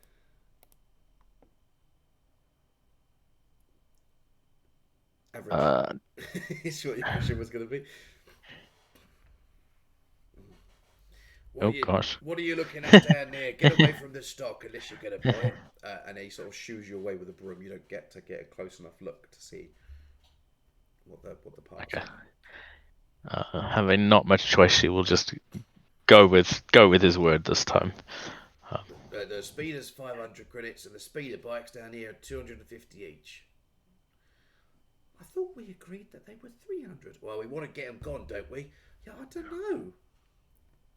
How about 200 each and 400 for the speeder? Oh, 200 is less than 300. I'll We'll take take them all. Yeah, the grumpier voice says he'll take it and throws out a hand for the credits. And in the other hand, the keys are held out. Done. Where's the credits then? Baron will be sending those across shortly. Baron von Skeeler? That's Slimo. Don't call him that. He's a Slimo. He never pays on time. Oh, but he did pay last time with some very nice pieces of equipment. No, he didn't. They didn't work. Credits. Well, no business. Starts walking out. Well, I don't know how he was going to drive 4 of them anyway. Anyway, right.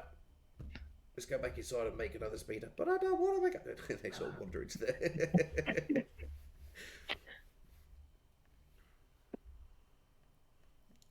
Kira will head back to the group and say, they don't trust Baron's credits. We'll need to take our own down there, but I have made a deal that will hopefully stick when we go back. After hearing the prices, Lynn will give you 400 credits for the speeder, but not for the bikes. Did you not have enough credits in your personal fund to just buy them then? No, I don't carry that around on Planet. You never know who's around the next corner. I do, and if they try something, they lose something, like a life. Well, Thursday I like rightly for a pointed out, credit. I'm not sure how I would have driven them all back myself. So, those who like to drive, pop down with me. It won't be long. You could tie them together and drag them behind you if you want to. I've towed them. Clack will go back with you to the shop. Okay. Oh, back are we? Oh, customer. It's the same one from before. Is it? No, this one looks prettier. He's got a friend. Will you shut up? You here for those speeders and the bikes? Yeah. Yeah, okay. Credits. Points to this table desk in front of him. I hand over said credits. I only gave you 400, hey? Which is enough for the speeder.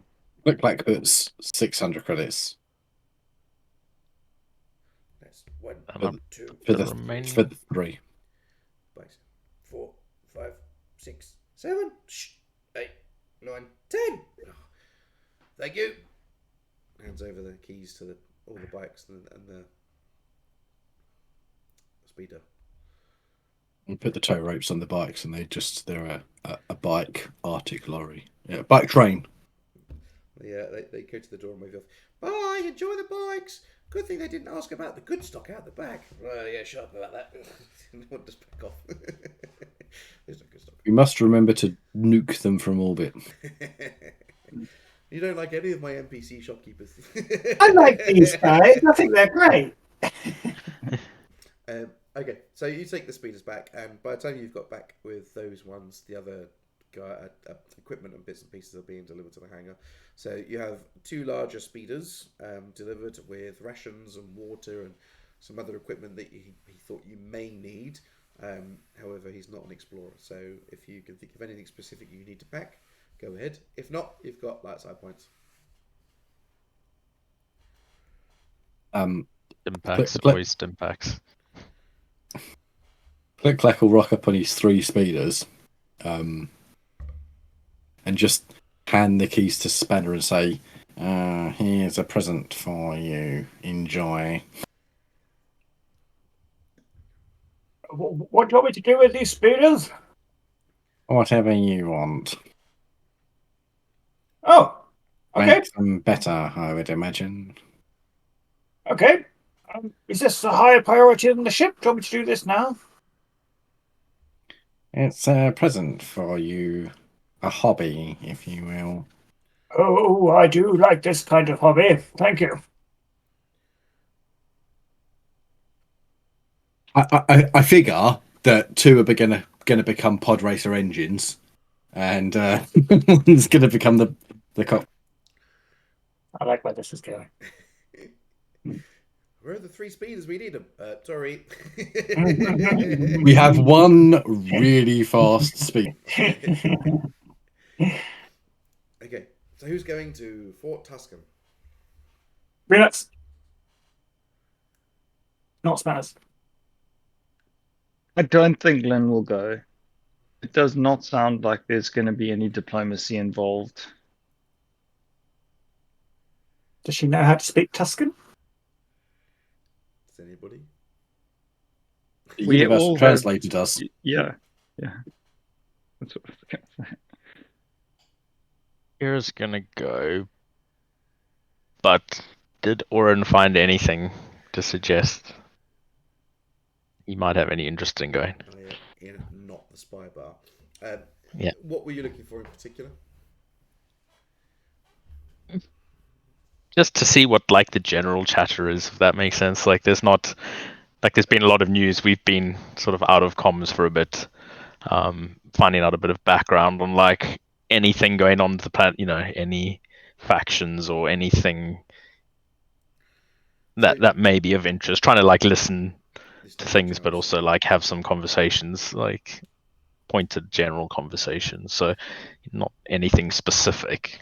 Yeah, just sort of general. So you hear obviously about the struggles between the Empire and the Rebellion as it's still in full swing, how skirmishes have been won and bases have been found and destroyed, and the rebels have attacked bases and ships and supply lines and all those bits and pieces. The usual chatter that you've been picking up over the last year.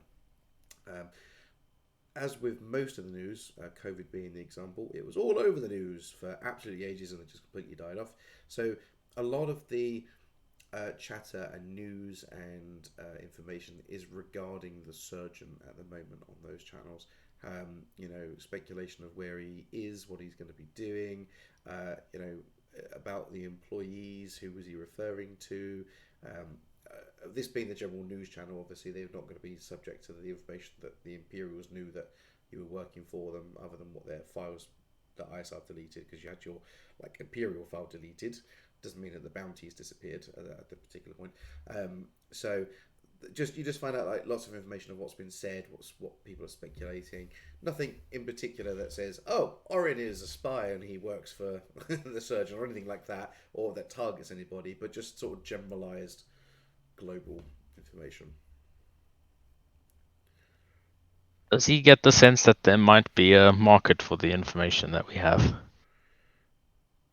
I guess you can put some feelers out. What information are you specifically putting out? That's a good question. Because you have different sets of data. You have the surgeon's tests and test subject data, which is with, I think it's all with ISR now, I believe. You've also got the Imperial data that you stole from Lothal, where you found Subject 98 and rescued Dr. Lemet Beige. That had information on you guys, what your link was to the surgeon, like reports on you guys and the surgeon and his activities and businesses, but they've all been seized by the Empire anyway, so that probably wouldn't be worth much to them. I don't know, what other data have you got? Someone help me out. Yeah, I was thinking more of like the general surgeon data, given the other information. I'll leave it for the moment and have a chat with everybody on ship before I sell everything. You could you could definitely reach out on some channels to see if anyone's interested in the data, whether it goes to the right people or not. Might be interested to the rebels, might be interested to the Imperials, might be interested to external third parties. Who knows? Cool. Orin's not going to go. Okay. No worries. So we've got Kira, Thaddeus, Remix, and Nick hadn't said.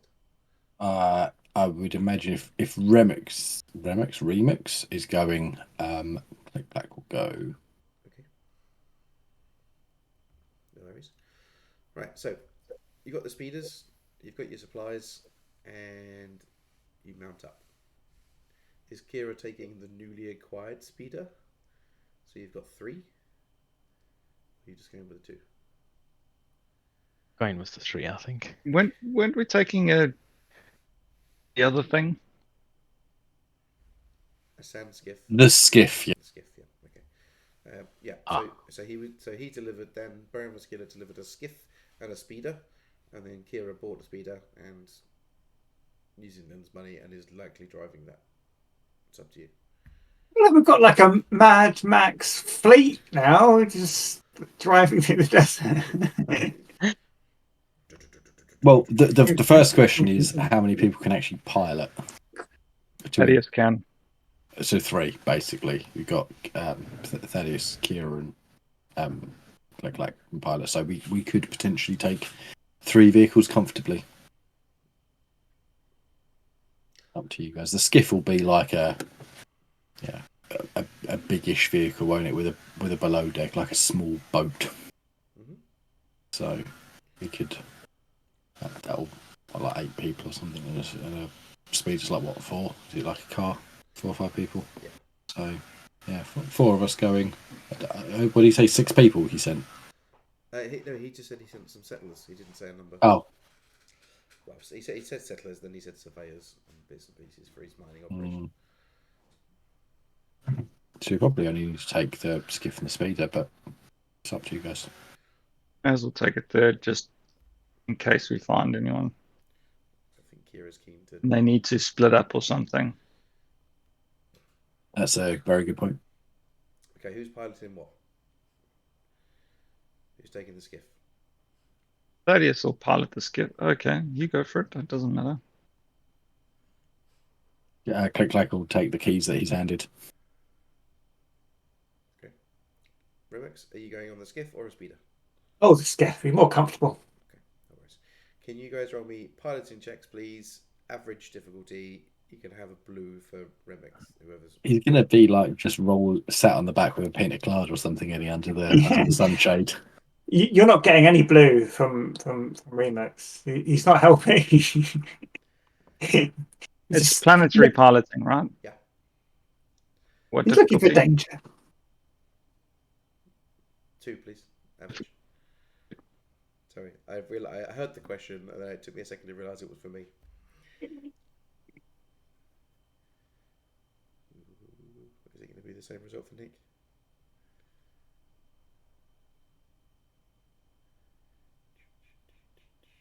Sorry, it's just I had 3 character sheets open. I was just closing them downside some screen space.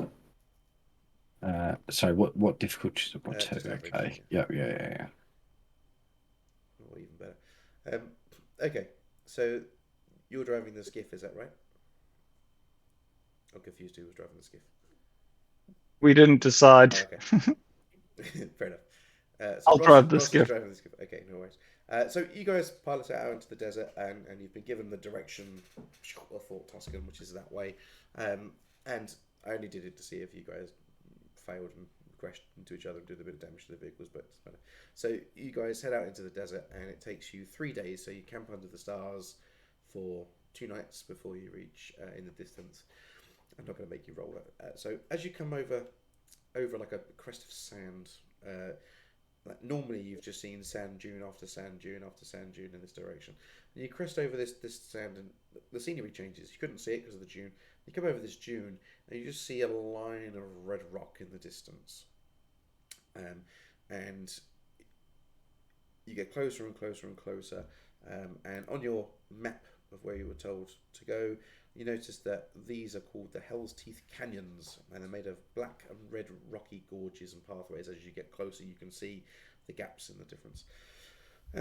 As you come closer to the actual area you guys have been pinpointed to go, you can clearly now see like a largest fort sitting on a jut of rock that's separate to the rock face behind it. It's like just a spire, and then there's this fort on top, and you can see that from a distance there's like a spiral road that goes up to the fort on top of the hill. It's quite a good fort. Looks old, but looks in good stead from the outside, from where you can see at this distance. I would like to Sorry, I was going to say I'd like to make a perception check, please, because I'm not driving. I'm looking, and now that I can see that we're at the destination, I want to immediately look for danger. Okay. What difficulty do you want? None. You don't see any danger. Okay, thanks. From where you are at the moment, you're on the lower. You're at the sand dune level. You don't see anything that immediately screams out, "Oh, look out! There's something over here or something over there." You don't see any danger. Is this fort made of local rock? Is it made of the Star Wars equivalent of concrete, like Jabba's palace is, or is it made of some sort of metal building like most Imperial facilities are? Concrete. From this distance.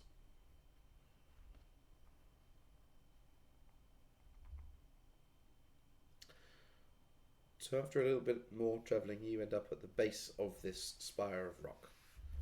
And you can clearly see the pathway that leads up. It's not big enough for you to take the speeders up, but it's big enough for you to walk up side by side if you wanted to walk side by side. So we're going to have Is to there wind our some- way up the shaft. 2 by 2. Lynn should have come with. Is there a secret way in or something like a tunnel that the Baron told us about or anything like that? No, not that he knows of. Right, up we go, I guess.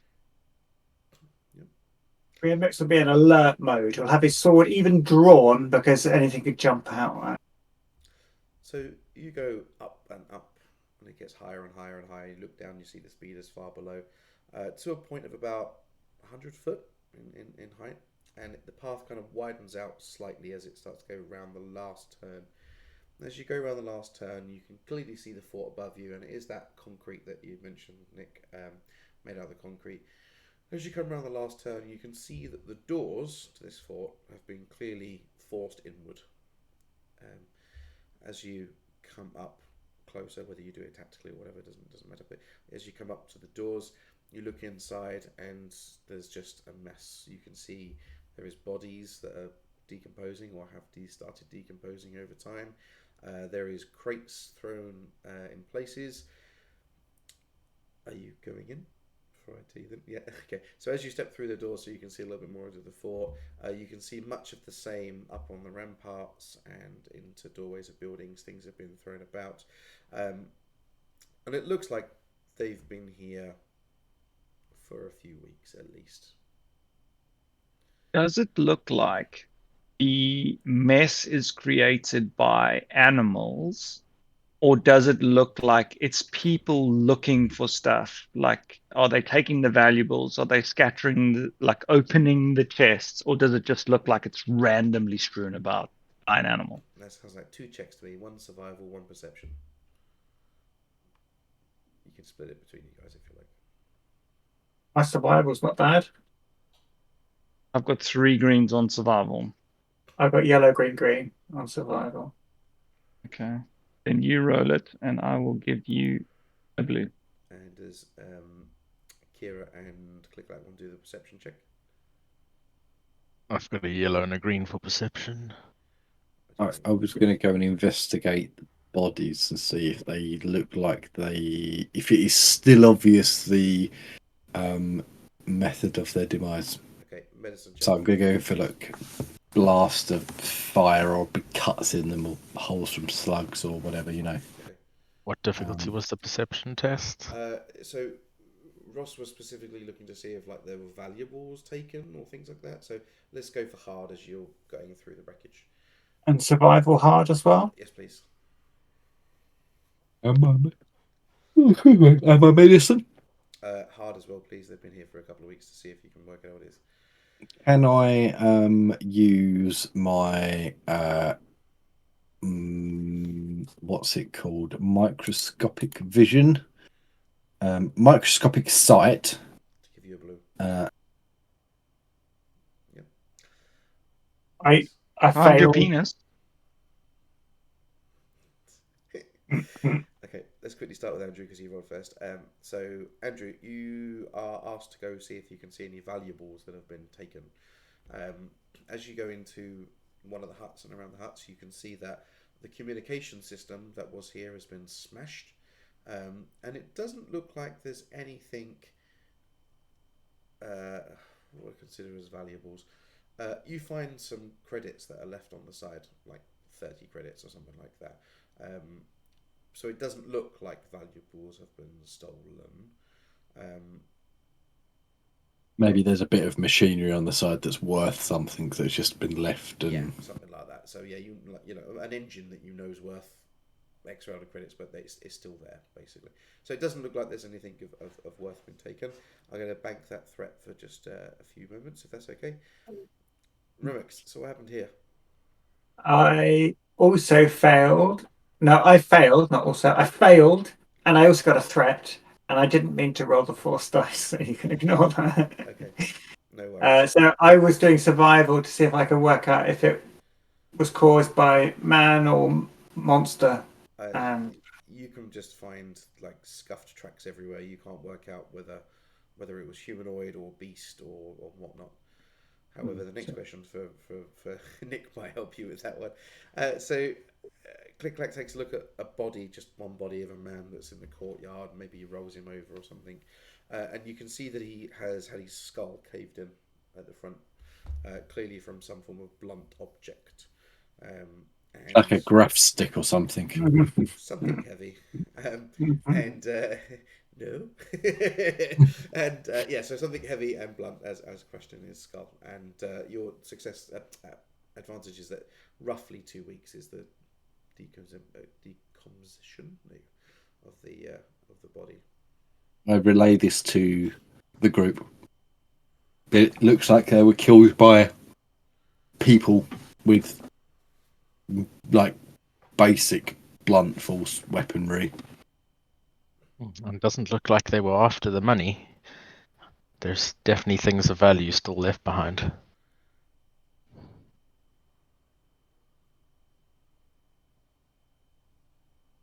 The question is, were they here because the people were here, or were they here because they were here?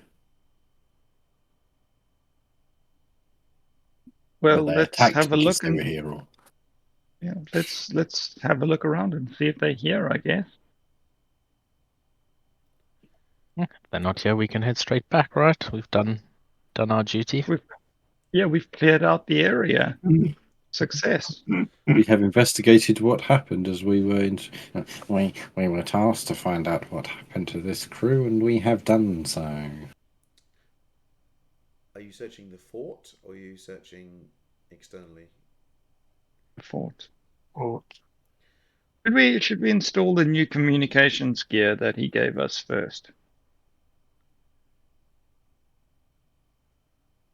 Just so that we have open comms with him. Perhaps we should report back our current findings, and then that we are going to investigate further. Yes, that is a good idea.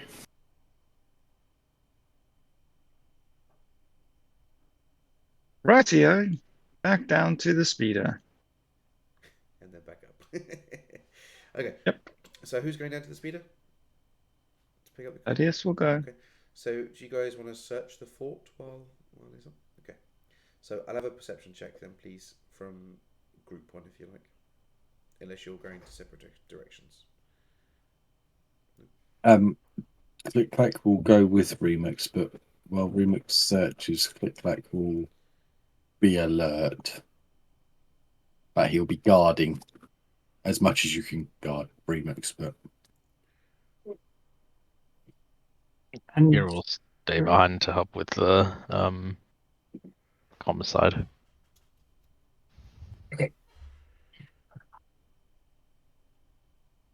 Remix's perception is yellow, green, green. So yellow, green, green, and this is my role for looking for any remaining antagonists. What difficulty do you want? Can I have average, please? But can I also ask you to roll a force die? Oh. Why did it only do the fourth? Because everything it else cancelled each cancelled out other out. perfectly. Ah, this is not good. So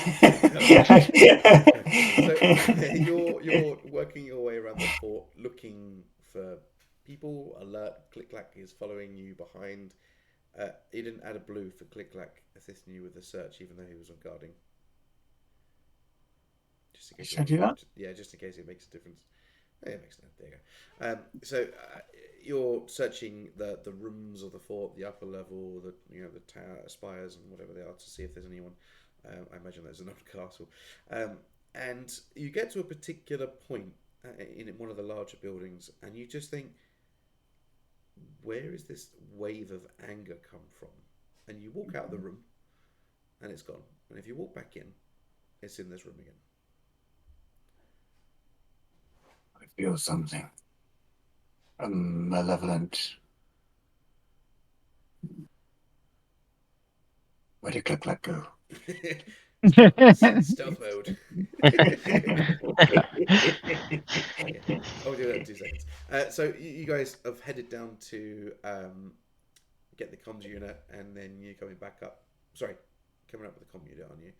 there's nothing that stops you. You walk all the way down, then walk all the way back up, and it's just going to be a easy mechanics check to take out the old system and put the other one back in. Yeah, that's not a thing that the professor can do. Two Easy green. mechanics, 2 greens for me too.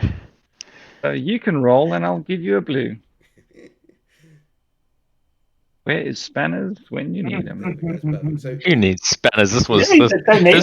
This was a plug and play system. It required nothing. that's Maybe just turning the USB ports around a couple times. So you pull out the old system with ease, and it's exactly what Andrew said. It's a plug and play system. You plug the power in, you plug the antenna cable in, and it powers up.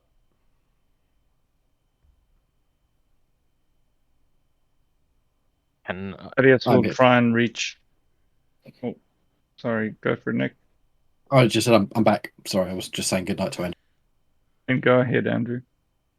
oh no, Sandy, you go ahead. I was going to do exactly what you were going to do, which is call someone. So you do the call.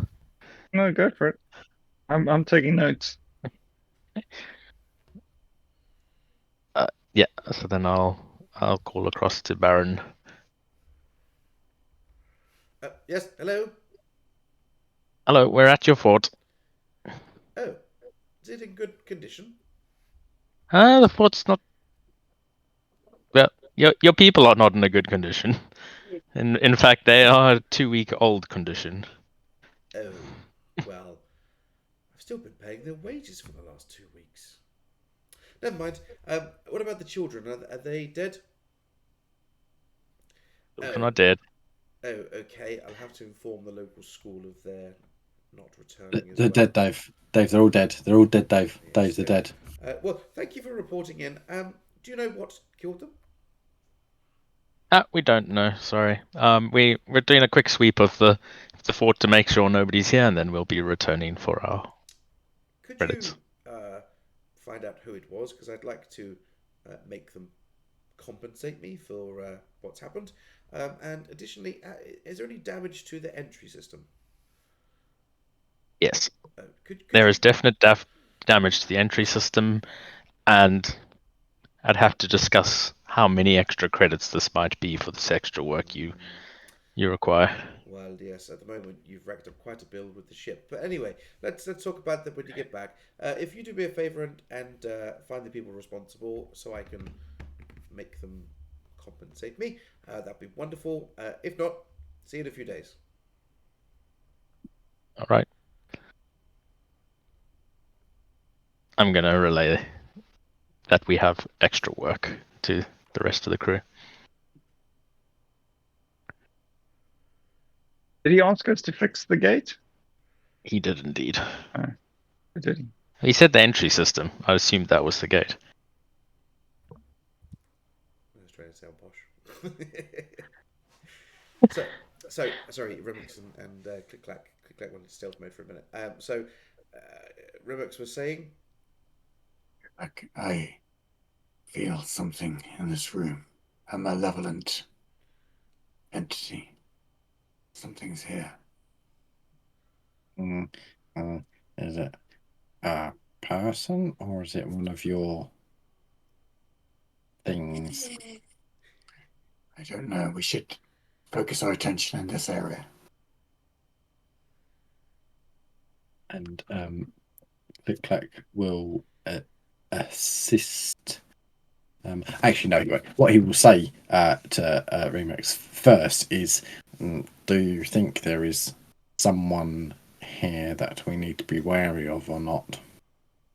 No, not someone, but there's something strange about this area. But now he will holster his weapon now that he thinks that there's not someone here that he might need to shoot and actually actively help search.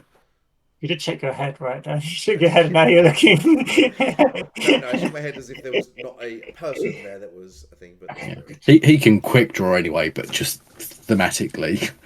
So you guys, I'm not going to make it roll again. So you guys spend 3 or 4 minutes like really searching this room, maybe reporting to the others about the feeling. Click Click Clack will explain to Remix a game that he used to play as a small larvae called More Heat, Less Heat. And there was this sort of feeling as part of the hive mind where you could sense the presence of others, and they're such of things that they were trying to find, and that they would play this game called More Heat, Less Heat, to locate that through someone else, and like, you know, and maybe that Remix could try something like that with his space magic. I understand. I think we had a similar game on Dathomir. Yes, let's try that. And he would start walking around, going, cook, let's eat. More heat this way. And just try and focus on where the source is. So you eventually come over towards a fireplace, and Yes, this would certainly be more heating. and you look at it and go, well, it's definitely like here-ish. I can feel something. And you have a look around, and you find a stone like brick that doesn't quite match the rest of the attire. It's only ever so slightly off, and if you hadn't have been following your feeling, you wouldn't have found it. And you just touch it, and part of the wall just sort of gives in, doesn't fall over, just sort of opens up, and there is a tunnel leading down into the fort. Do you think this pervasive feeling of malevolence has caused the surveying team to turn on each other, or is it something more to it than this? Shall I theorize, or are you going to give me something for that? No, you just feel it's not like It's not making us feel really angry or anything, is it? It's not. no.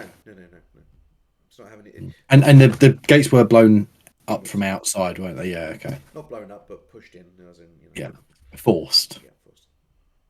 But not forced. Not that forced, no. We will radio the other two team members that we have found a secret back passage. Sorry, a secret passage in the back room. Would you like us to join you and do some research? The Baron has asked us to also repair the gates and find the responsible party. Do we think the responsible party is down the hole? Or would you like us to continue and repair the gates while you investigate? Or should we go together? Go together. It's my vote. We don't know what we're up Okay. against. We might need all of us. See you in a few minutes. Seconds? 27.3 seconds. Exactly. Oh, they walk through them. So when the other guys come in, they can see the fireplace. They can see that there is a doorway now opened and looking down into this tunnel. And you start to go down the tunnel. Who is first? Got the melee fighter at the front. A Remix at the front. And Click will follow with his auto rifle drawn. Thaddeus will take the rear. Position 3, I guess, is left. So you head down this tunnel, down the stairwell. Sorry, Andrew, did I interrupt you? Oh, I was just going to make a joke about don't step on my tail, Thaddeus. Oh, fair enough. So you head down the tunnel, down this stairwell, and it goes down and down and down, spiraling. You can feel from your judgment that it's going like inside the spire, going down and down and down. And the amount of steps you've done, you're like, oh, do you know what? It must be at the bottom of the spire by now.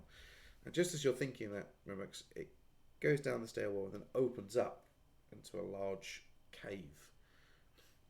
As your eyes adjust to the light down here, you can see that there is crystals in the wall that are giving off like a soft glow. So it's been sort of dark coming down, and now it's like a bluish white kind of glow in this cave, and it's quite a large open space. And you can see that there's tunnels heading off into various directions from there. You come down into the larger cave, and you can clearly see that it is been recently used. Recently, people have disturbed dust or disturbed things down here, or markings. And you can just hear this weird noise, like that feeling that you get upstairs. It's this sort of weird noise off to one of the tunnels down the right hand side.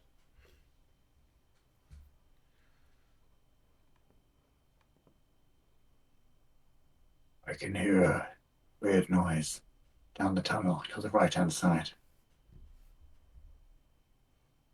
Shall we head towards it? Professor's log. We have stumbled into a great dragon's lair. If you find this note, we did not survive.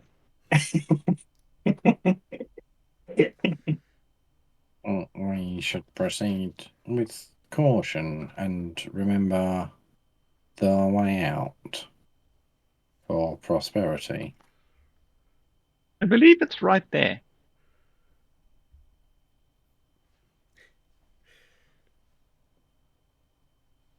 Please continue, Remux. I think we should proceed stealthily. As you wish. How do you want to do that, Dan? You can do a group stealth check. Good. I have 4 green. 3 green. You got 1 yellow. Nick, do you want to roll it then? You can have my extra green. I have And 3 then- green and 1 yellow. So I have 4 dice in total. Oh, okay. Go. Does anyone else have better skill in stealth? I only have 4 green. 3 green. It's 2 green. Okay. I've got 4 yellow, but I'm the GM. So you get a blue. Yes, correct. And how difficult is this, Dan? Average. Just Super difficult. Yes. So okay, you managed to stealthily 2 blank dice. work your way down the right hand tunnel. Maybe single file, however you do group stealth. I'm not really sure. Like Scooby Doo in a line, all hunched over, tiptoeing. Okay. So after following this tunnel for a little while, you can have a black die for Thaddeus next time. After following for a little while, you come to a large open area. In the centre of this large open area is a fire pit, which looks to have been prepped for a new fire. As you look into the room, you've got the fire in the middle, and it kind of not curves, but it's like staged up. So the fire's in the middle like a fire pit. As you sort of look in, and you can see the crystals on the wall, a figure walks out of the tunnel to the side, doesn't take a blind bit of notice of you, walks over to you, and anyone that is familiar with, which is none of you, xenology check, please. You can all do this one. I got 2 green. Probably not worth it. 2 green, probably not worth it. Just do individual checks to see if your individual characters know this. Yep, average. So what I do? What difficulty? Average. 2-2.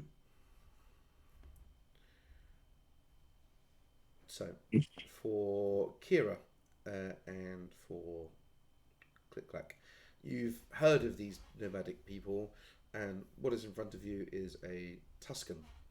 I'm not going to put Raider on the end because he's not raiding anything right now. For Thaddeus and for Remix is a bit more sheltered, and Thaddeus maybe hasn't updated his databanks. You're not entirely sure what this humanoid creature is. It's wearing a headdress, dressed as a Tuscan in like grey. It's not grey, it's like a creamy, sandy coloured material. Wearing a headdress, and it walks over towards closer to the fire, walks down, doesn't take a blind bit of notice of you until it gets closer to the fire, and then it kind of just looks up. And you all feel a wave of calm come over you. And it raises its arm really, really quickly and throws something into the fire, and instantly the fire goes into a raging bonfire. And they look at you, and gesture you to come closer. Just real easy, like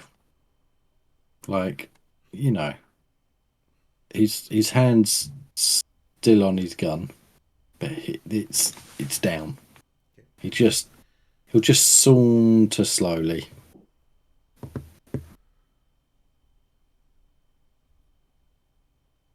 Thaddeus will follow. Okay. Remix will follow. He'll keep his sword in his hand, but not have it up and out, just down at his side. As you come into the, I'm going to call it the amphitheatre now, Remix, you feel very connected to this place, very spiritual. The other guys feel calm. I'm not sure how Droid feels calm, but his ones and zeros are calm right now. And you step down, and the Tusken gestures sort of to sit, in this area, and turns their back without a second glance at you, and walks just very slowly back into the sort of section they've walked out of. They come back in carrying like a tray of things, little bowls with bits and pieces in, a little vial of liquids, and they walk down towards the fire and set it down close to where you guys are now. As they do, they gesture to you to put your weapons down, lower your weapons. Just they're not like they're not aggressive. They're just sort of gesturing to putting them in the way. And then as you sort of concentrate on them, you just see over their shoulder a load of Tuskens come in from the sub tunnels, and then they sit very quietly down in the amphitheatre around this fire. You look behind you, and you see other ones that have. There's a big spider up there. You see other ones that have come in and sat down behind you, all quietly, and they're just sitting in this amphitheatre as this Tusken in front of you is now appears to be mixing things in a pewter and mortar and Pestle and mortar. What's the pewter? Pewter's a bowl, isn't it? And No, it's the metal that they used to make cups. Appears to be mixing something into this little pot. They pour the liquid in, and then pour it into a drinking cup, of which they hand to Remix. Must have looked to his companions like, what should I do? How do you feel about this man? I feel calm. And then they go back and they do the same procedure and hand one out to Kira. Kira's over here on my screen. Yeah, Kira takes it. And then goes back and makes another one and hands it to Click Clack. And then just takes an empty one and hands it to Thaddeus.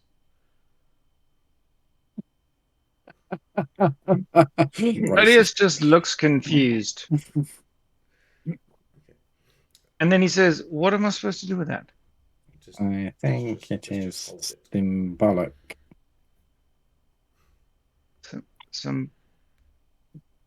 I'm not quite a symbolic person. I don't understand what's going on here. This makes no sense to me. Logically, if there was something in there that I needed to imbibe, if I could imbibe, then I would do so. Thaddeus, that would be sensible. Take the cup.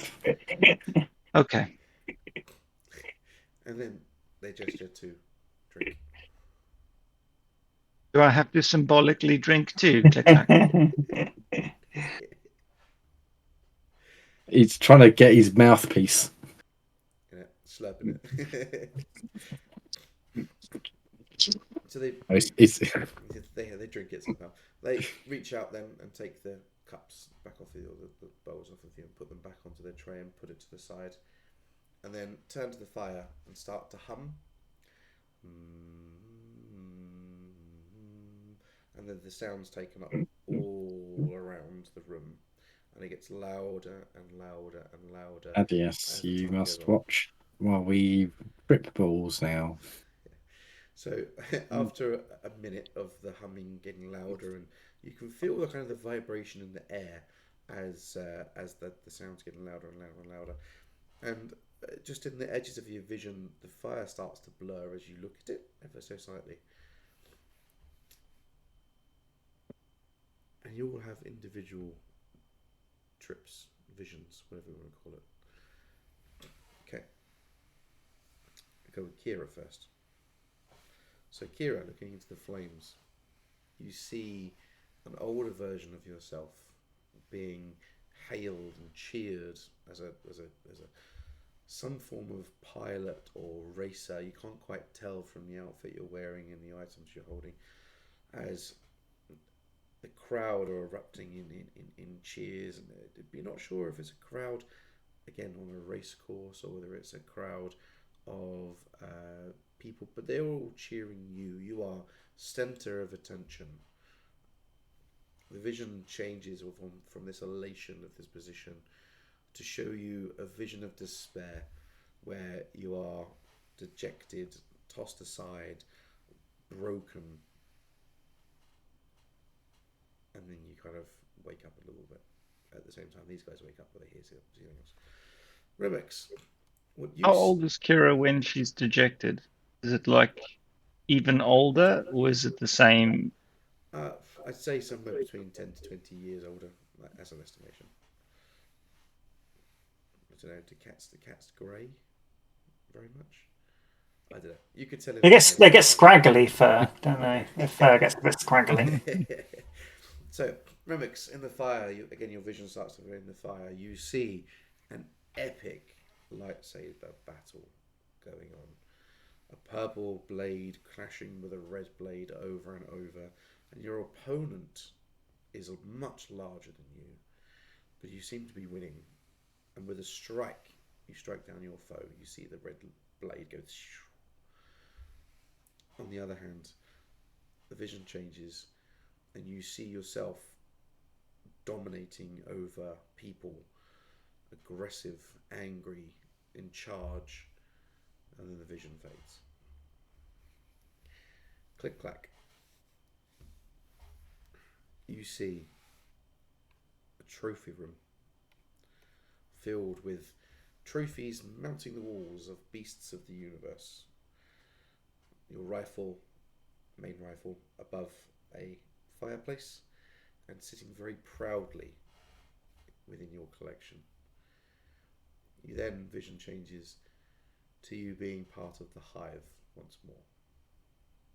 And then the vision clears. When you awake, all three of you, roughly the same time, the Tuskens are gone. Thaddeus, you watch them after these guys all sort of maybe slump back gently, they're caught and laid down. The Tuskens stop their song and they get up and filter out of the doorways that they came in. The chieftain will pick up their table, take one look at you, nod, and then head back out the way they had entered before.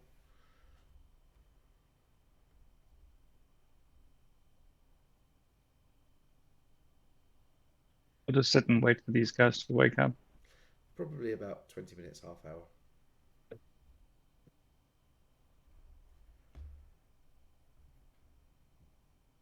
You don't have to wait 20 minutes, half hour.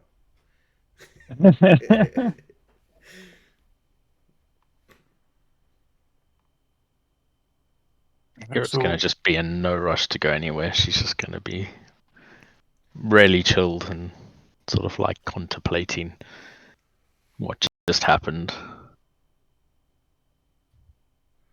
Kira, did you see something? I had a vision. I had a vision too. In fact, two quite different parts of a vision, if that. One of success and one of despair. As was mine. Click clack.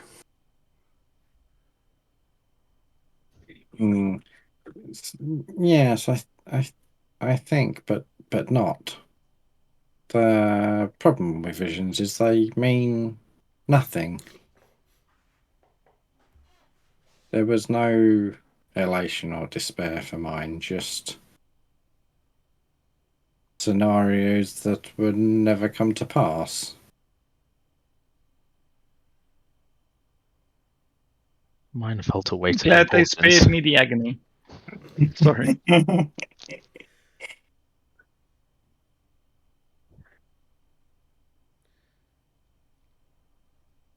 Is it this universe Star Wars that there's a droid's dream? No, it's not. Is it?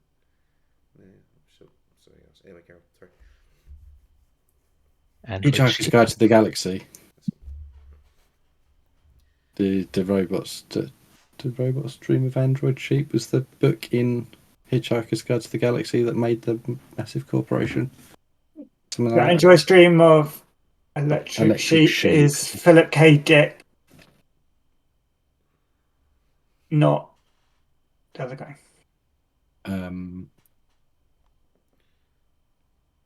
Not Adam. Oh, God damn it. Yeah, it's there, but Douglas it's Adams. Douglas Adams. Yeah, Douglas Adams, yeah. I'm sure he references it in Hitchhiker's Guide to the Galaxy, though. So you just sit there and wait for us all to regain consciousness. That's what I'm looking for. Where did the Tuscans go, Thaddeus? I don't know the Tuscans. Where did the creatures go, Thaddeus? The people went there.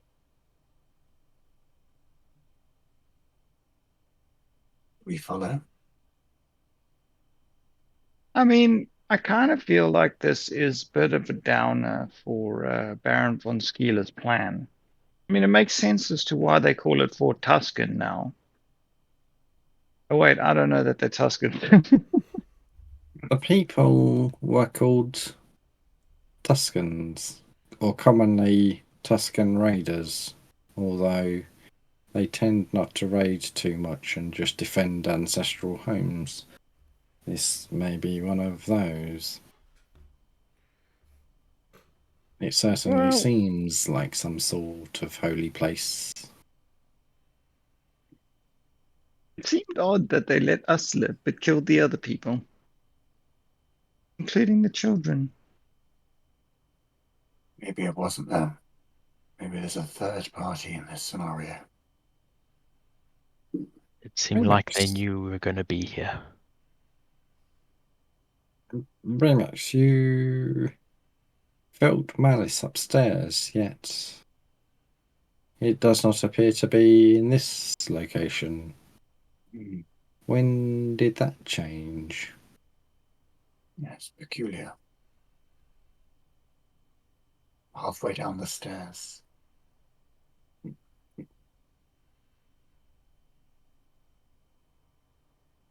I wonder if it was put in place as a security system as such. I'm intrigued by your hypothesis, Remus. What if it was someone who wanted us to believe that those people were killed by the Tuscans? So, thank you for telling us what they're actually called, Click Clack. It's very worthwhile having their actual names and not calling them the people. What if it was just a rope-a-dope? Sorry, that's a smuggling term.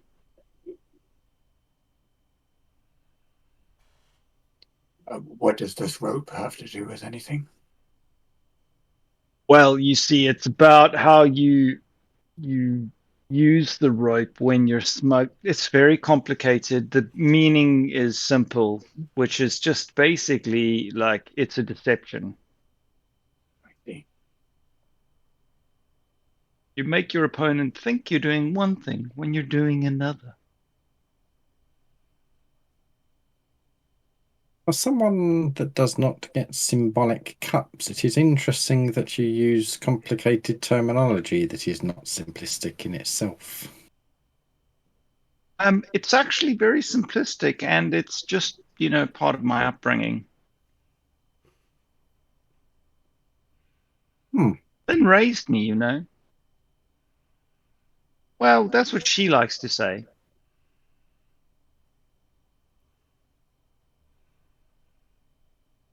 Right.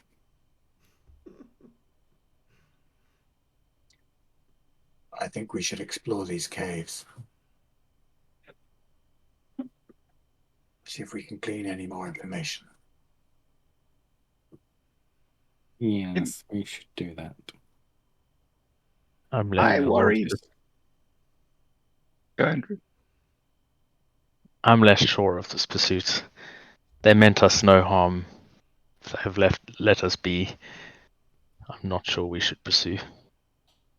Not pursue, just explore respectfully.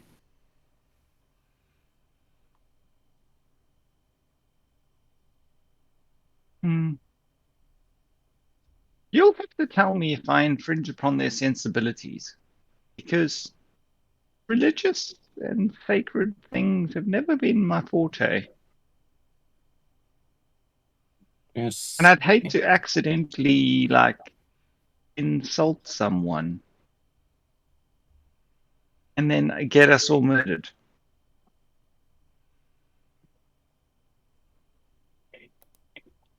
We could give them a gift. They have bestowed upon us a gift. We could bestow one upon them. We could pursue and offer food. I have rations in my backpack. I don't have a backpack. I have rations in my pocket. A squashed Mars bar. And, Pocket ration. I've got a dagger. I could give a dagger or something. Yeah, I've got a combat knife. That might be something. I mean, it's a weapon. I don't know how their culture would view that. But could the I'm people thinking- that knew the Tuscans, which was Click Clack and Kira, you could do a law check to see whether that would offerings or pursuing would be advisable. Well, I didn't get any gifts, so I'm not giving them anything. Difficulty? Do average. I don't think Uh-oh. forte. No, it's not indeed. Click Clack is very aware that you probably shouldn't pursue. This is probably a very sacred place to them, and you probably shouldn't pursue through the caves. Andrew thinks that maybe a gift might offend them, but he's probably wrong. I'm not sure. Couldn't remember his education on Tuscans. You should probably resolve the situation upstairs anyway. If it was these Tuscans that had done it, they would have infiltrated via their secret staircase, surely, and not straight in the front doors. It's a very good point. We should leave the sacred place in peace. I'm in agreement. Aye. Sounds good.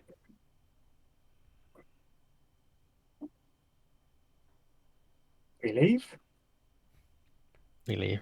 So you work your way back through the tunnel, the direction you came, and back up the winding staircase, and back into Fort Tuscan, which is still a mess.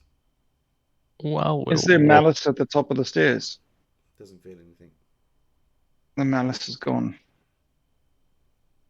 While we're walking up, I'm just gonna chat to Remax and go, do you get the sense that we have an impending decision to make with two futures? I do. This worries me. Do you refer to the vision or right now with this quest? I worry they are linked. Hmm. The timing seems to matter.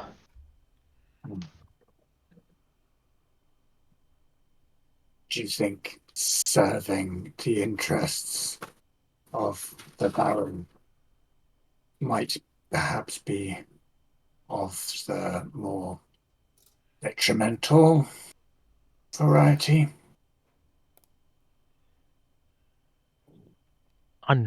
Unsure. But what I will say is that I've dedicated myself to fighting against oppression and tyranny, and I worry that this might be tested in the days to come. Yes, I don't think Baron will take too kindly to having these religious Tuscans living under his fort. I would hate to see them destroyed. Did he buy just the fort or the whole area? I was not sure if he was clear on that.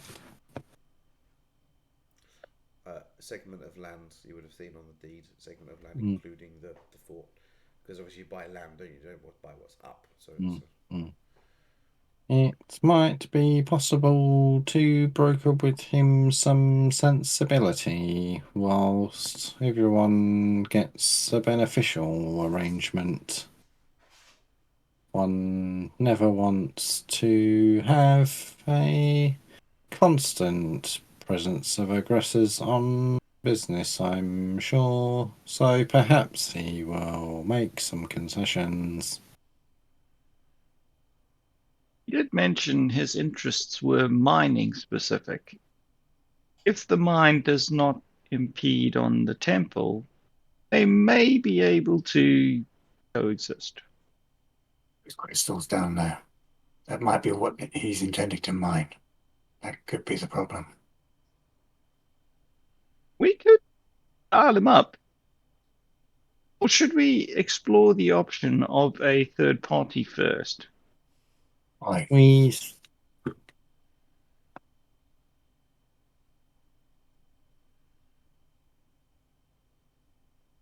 You just, I just said aye. That was it. Just saying aye. We should definitely consider the fact that these people did not seem aggressive, and yet this fort was attacked.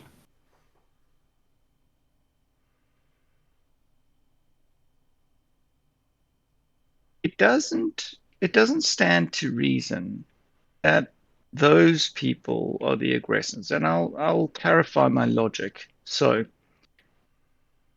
we were fully armed and dangerous, and yet they did nothing.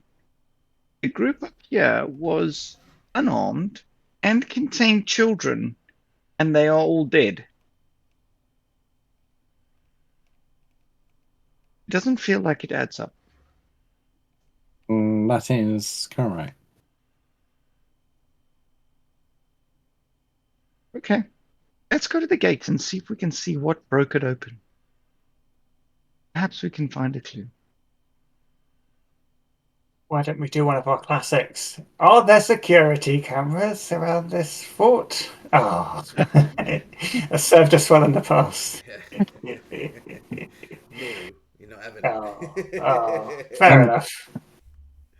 I would like to do a mechanics check on the gates. You said they've been forced open, so I would like to use a mechanics check to kind of figure out what that force might have been, because there's obviously a lock and stuff on it. So what could have broken through? Okay. Average. Just like my mechanics skill. Decidedly. Oh, well, there you go. The doors have gone inwards. Well, Thaddeus said he was going with, so can Thicklack get a blue You can, yeah. or Fire helping away. out? Yep. Oh, Oh, fuck. If the doors have been forced. Forced inwards. Thaddeus confirms this information. The doors have been forced inwards. They've not been blown inwards, have they? There's not a big fuck off scorch mark on the outside. No, it's been. These doors were definitely forced inwards by force. I wonder Can we if I try and should jump. repair them? Go. You repair the gates. Why don't I jump on the speeder and stay in comms and just do a quick recce on the outside to make sure that we're not about to get some imminent threat coming straight back in. great idea. Would you like to join me, Remax, or you're going to stay? are you taking a speeder bike? No, a speeder. I'll come. That's a really good idea. Click would like to just what's the word? Squirrel? Is that the right word? Run up to like a high point on the. You said it was a fort, and just do a 360 around through his scope on his big gun, and just do a quick looky. So to the west, sand dunes. To the north, sand dunes on the left, rocks on your right. To the south, sand dunes on the right, rocks to the left. To the east, rocks. There's not like anything out in the. Cool. Any tracks? From up there, no. I wasn't looking that hard, to be fair. It was just a quick scan before we do these shenanigans on the door. Okay. You can keep a lookout for tracks while I drive. Agreed. Not going to make We you head roll. off. So on the door, takes you a little bit of time, but with Thaddeus's pneumatic arms and bits and pieces, you manage to bend the doors back into shape, and then get them realigned and fixed so they close, and you can put a lock on the door. Meanwhile, while these guys are speeding around the deserts and rocky section, they go over a small section of sand, and well, the gravity, what's the anti-grav, I guess, that keeps you hovering. You feel a shift. You're like, oh, that's a bit weird. I'm driving along, but Kira's a pro driver, thinks that it's just a shift in the sand. Mimix looks back, and what he sees is a gaping maw coming out of the sand. No, I'm just twisting about, right? No, you do a recce, go around a big loop, to keep in contact with the guys. So you go into the rocky section. You can see on your right hand side lots of pathways that go into the red rock sections, quite high up, but nothing that draws your attention. You don't see any tracks or any people or anything else. You go right the way around the sandy section as well. Again, you see nothing other than Fort Tuscan and obviously the other speeders that are there.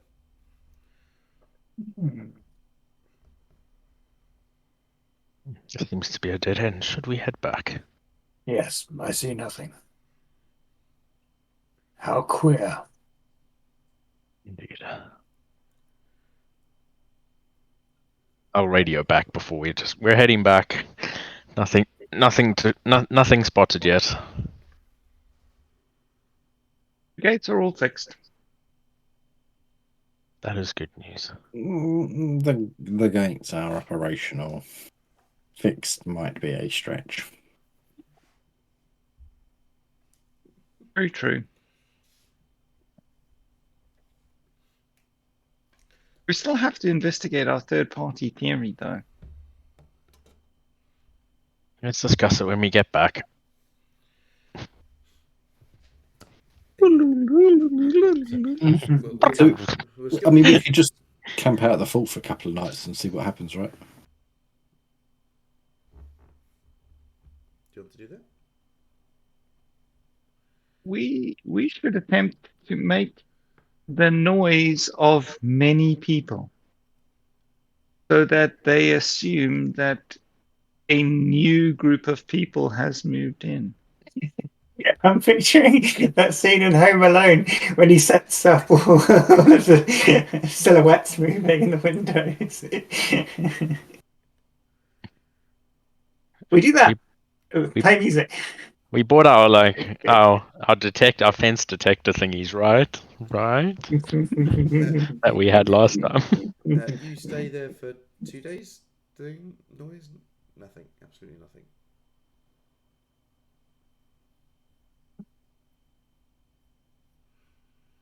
I wonder if the survey team created a disturbance elsewhere and incurred the wrath of a local tribe.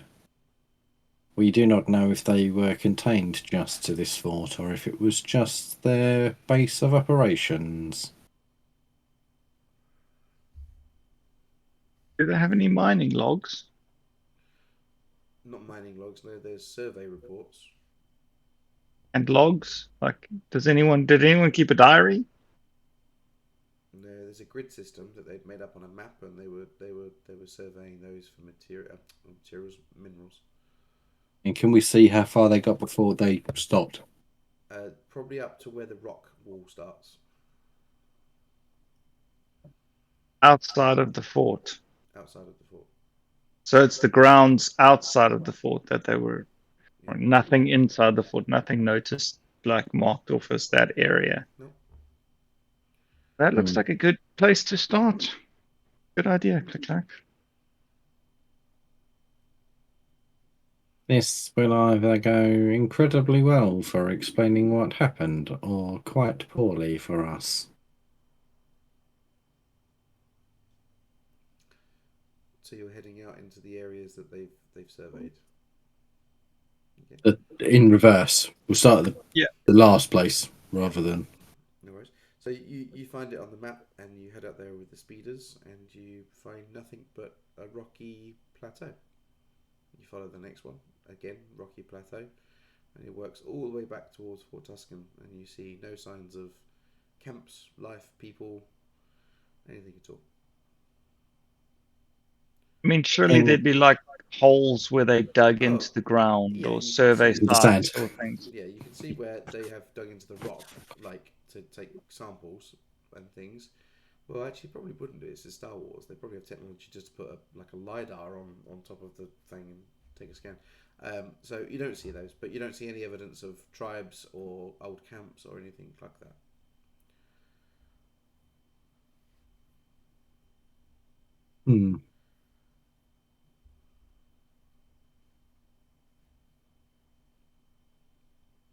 This job may now be outside of our remit. We have found all we can find, surely.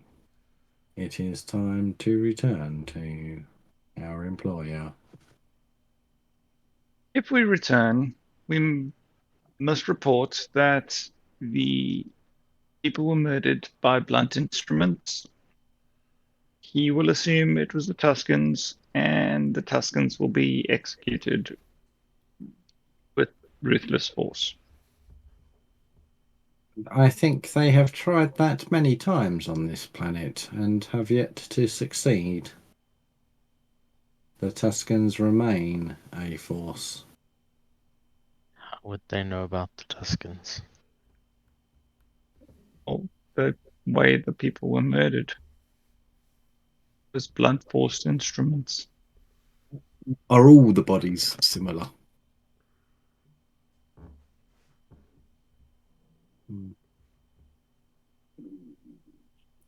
Is there anything?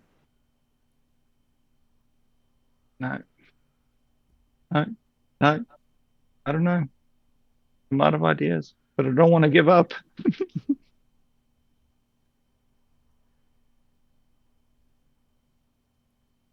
How about you think of some ideas for next week?